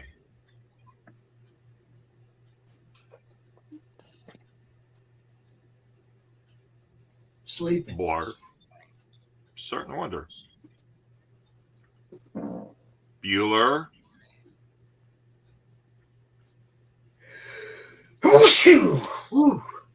Blarf. Bless you. Blarf. Bueller. Yep. Bueller. Well, Blarf is actively confused. He is currently standing in the middle of the room looking at his thumbs. He's watched me put on a helmet that's not my helmet and then pull out a lab coat and stare down one of the things. He is so confused with what the hell I'm about to do. All right. So, Ogre charges at this thing. Misgauging the accuracy, slams into it, does not successfully grab it. However, as he slams into it, Mara Jade blows its head off. Buford shoots the other one next to it, and John Matrix shoots the other one. So the two of them both explode simultaneously right onto Ogre's armor. So, bloop. Damn it. Why did that not save? So that one explodes. And that one explodes. And Ogre goes plowing through them and slams into the wall. Ogre, your armor takes 5 points of damage. Okay. Anywhere specific? Whole body. The whole, you got covered by acid. Okay. Do you have any physical damage resistance? Trying to figure out. It's your physical DR.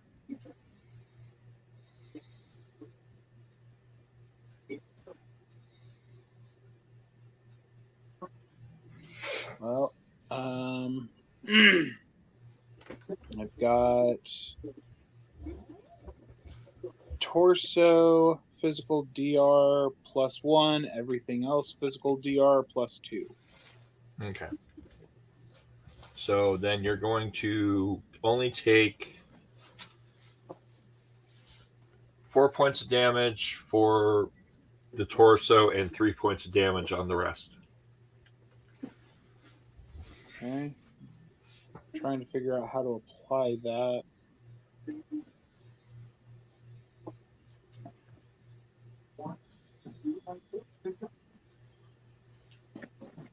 You know, basically write your current HP at 10. Okay. Or, well, what's your maximum HP? 16. Okay, so then it would be 12. I was looking at Mara Jade's stat, not yours. Okay. Now, right. I don't know if I have anything that would be applicable to this situation, but because of it being power armor with all of its resistances, I'll have to repair it later. Oh, hey, you're back. Yeah, I was just keeping them off.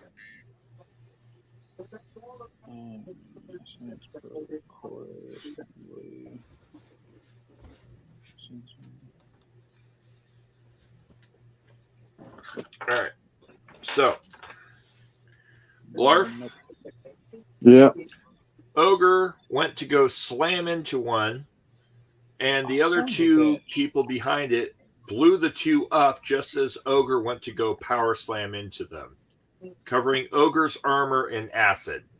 Ogre then slipped through it and slammed into the wall and the corridor in front of you. Well, it still wouldn't have saved me, but I just saw something. That's annoying. What would you like to do, Ogre? There seems to be one left.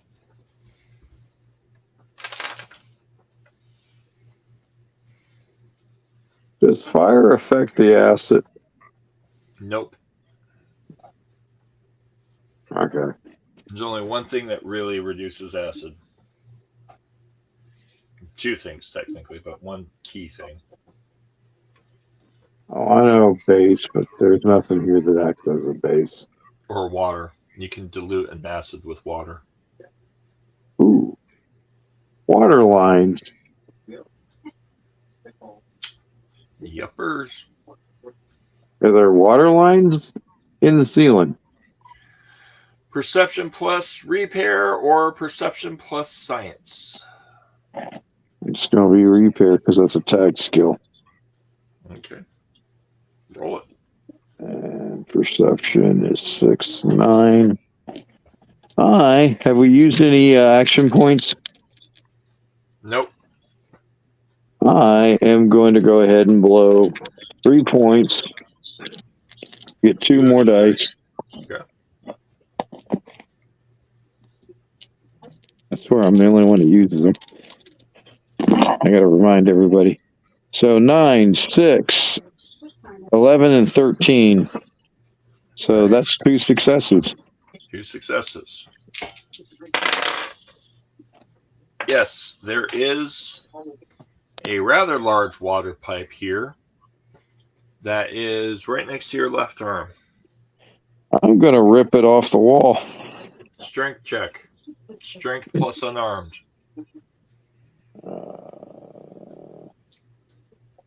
3, 15.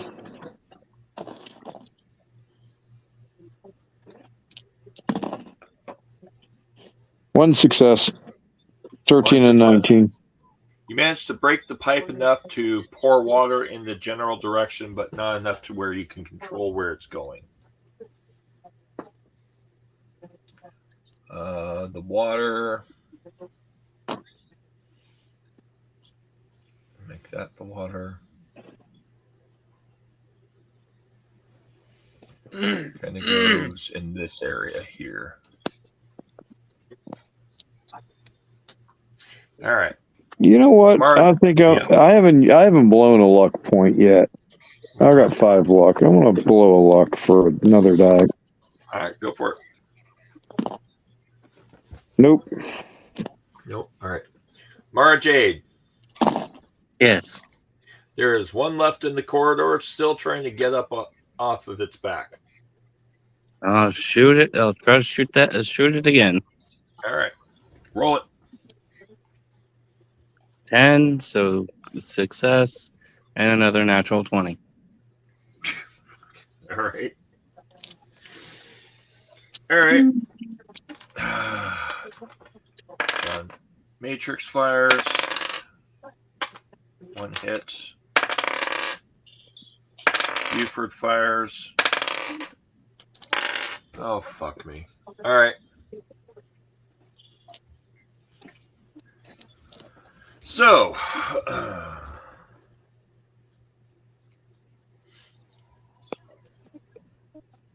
that's what I want.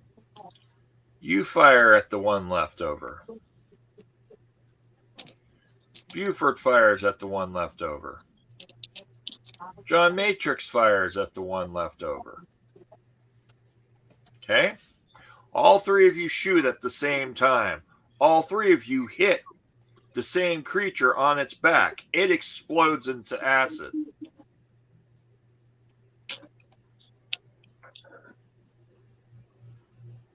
Which I'm trying to get the little shape symbol. Green, there we go. It explodes into a huge pool of acid, which weakens the structural integrity right underneath Ogre, causing Ogre to slip into the hole. Ogre, make a agility plus survival check, please. Fantastic.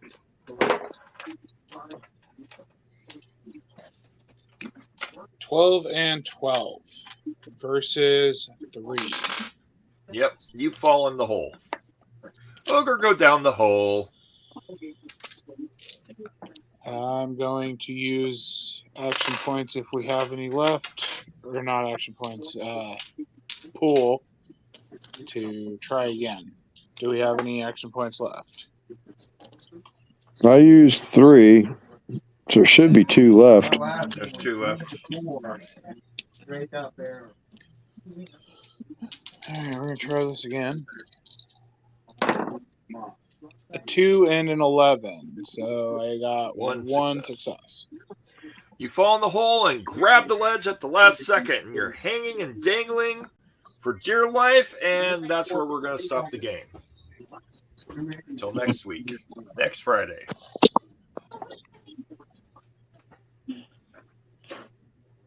Oh, I should have moved. That's not the thing I want to move. That's the thing. As much to my detriment, that thing is lucky that the other players exploded it, because after getting splattered and failing miserably with the other stuff, I was just going to pick it up, walk over to where the pipe is ruptured, and rip it in half under the water. Right. Because the thing that I noticed, not that it would have helped me with my earlier throw, but aside from the power armor having enhanced strength, it also has motion assist servos, strength +3. Yep. So I actually have a total strength, even as Frederick, of 7 Whoa, instead nice. of 3. Yeah. That's all right. Since this is a shorter game and not a full game, each person only gets 20 XP for this section. Okay. Because there's a whole area that you gotta complete here to get more. You said 20? 20 XP. Okay, so that looks like that brings me up to 180, which is level 3. Is it? I thought 300 That's was what I level have 3. written down. Unless if that was before we found the level chart. No, 180, if I remember correctly, is how much you needed until level 3. Oh. Because you were at level 2 with 120. Well, I had 120 plus 40 written down from last game, and I didn't adjust. Or maybe I did adjust. That puts me at 240. Yep. Yeah, level 3 is 300. Okay, level 3 is 300. That might have been left over from level 2 then. Yep. So XP to next level is 300. And I'm at 160. Oh, crap. I forgot to do that. Yep.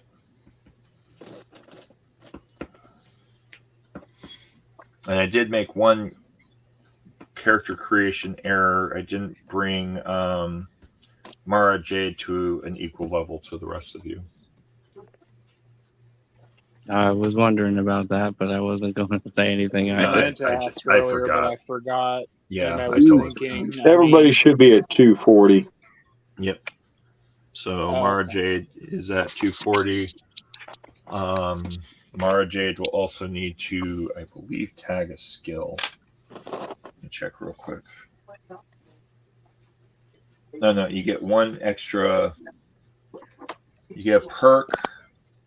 Your maximum health goes up by 1 point, and you get 1 point to add to a skill.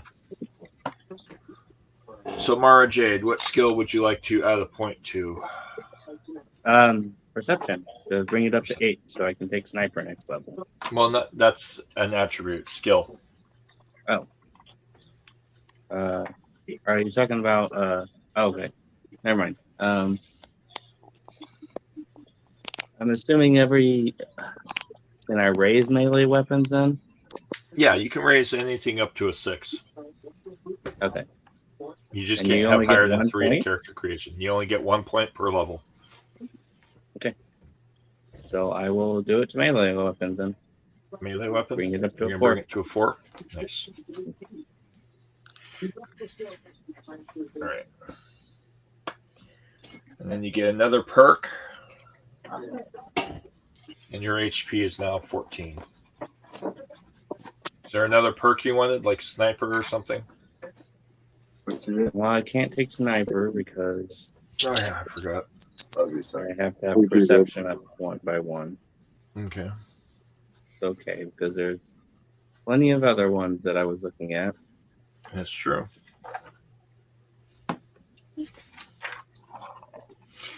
Jury rig, light step, mysterious stranger. I just feel like that one's just overpowered. Yes and no. It's a once per game.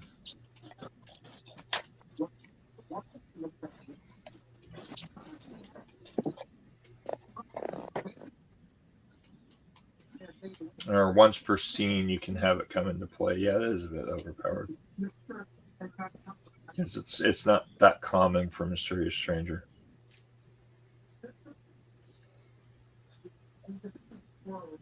All right. I was trying to avoid the hole in the floor. Right. Well, unfortunately, Jerry got a 20, and then Buford got a 20. Are 20s bad or good? I can't. Bad. The way the rules write it, it's if you get a 20 by itself, it's bad.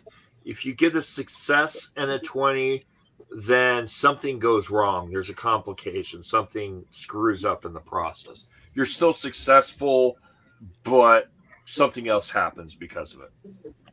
Got it. So it's very vague and ambiguous, and a lot of the rules are ambiguous. And I think that was by design to make it to where you could fudge things. Yeah.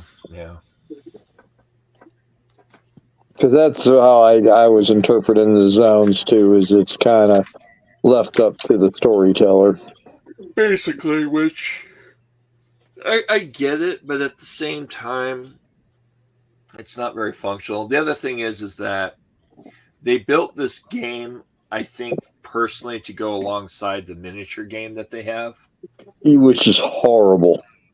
Yeah. So I don't know if you've ever played. There's like no incentive. There's like no incentive to do anything that you would want to do. There's like certain builds, and that's the only thing it's worth doing. There's like abilities to do absolutely nothing in the game.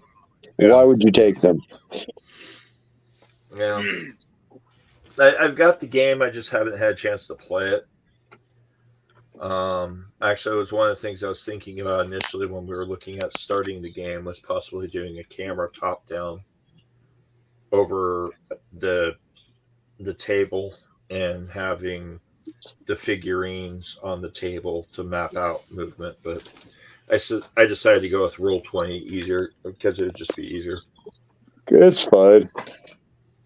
I mean, honestly, we're all getting tired. Yeah. Hopefully, we'll have more people. Are we still on for Friday? Yeah. Okay. We're just doing an in-between session because last Friday got canceled because of tornado. Yeah, it got pretty bad down here, too. Yeah, we had a tornado touchdown a half mile from the business office. Oh, wow. And then there was 7 other tornadoes that happened around the area. It got pretty hairy. And even though... I'm surprised that there wasn't a tornado out where I live, because it's Yeah. house, cornfield, street, across the street, houses, another cornfield. Yeah. From what I understand, there's multiple tornadoes that tore up the fuck out of like Frankfurt and Colfax and a couple other places. Yeah. Sullivan, where my brother lives, like Yeah. the entire town got demolished. Really? Yep. Sullivan's gone. Wow. I'm surprised From my Kokomo understanding, didn't at least. get hit there for a while. Kokomo was a freaking magnet. Yeah.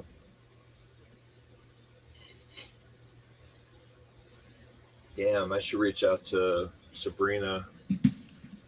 Because last I checked, she was living in Sullivan. I'm sleepy. Me too. So I'm going to take off. All right. Well, ironically, we finished the game. Everyone gets 20 XP. Yeah, I tracked it. All right. Cool. Thank you. Yeah, as soon as Frederick finds his helmet, he is welding it to a chain that will be welded to his power armor, and a tracker will be installed in case the chain breaks. I am the smart one, but now I got to figure out how to. Good for smart people stuff too, but he sucks at any physical aspects because that's Ogre's job. Well, now we got to find plates and crap to fucking weld the floor. Yep.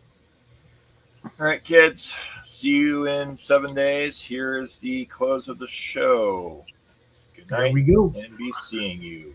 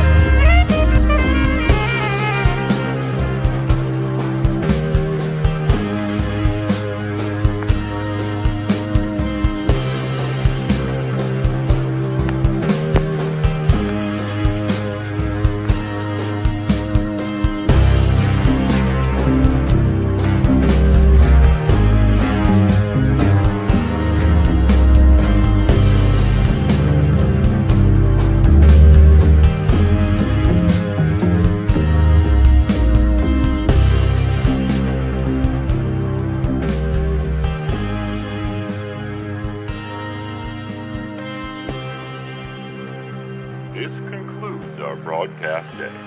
Good night, and God bless America.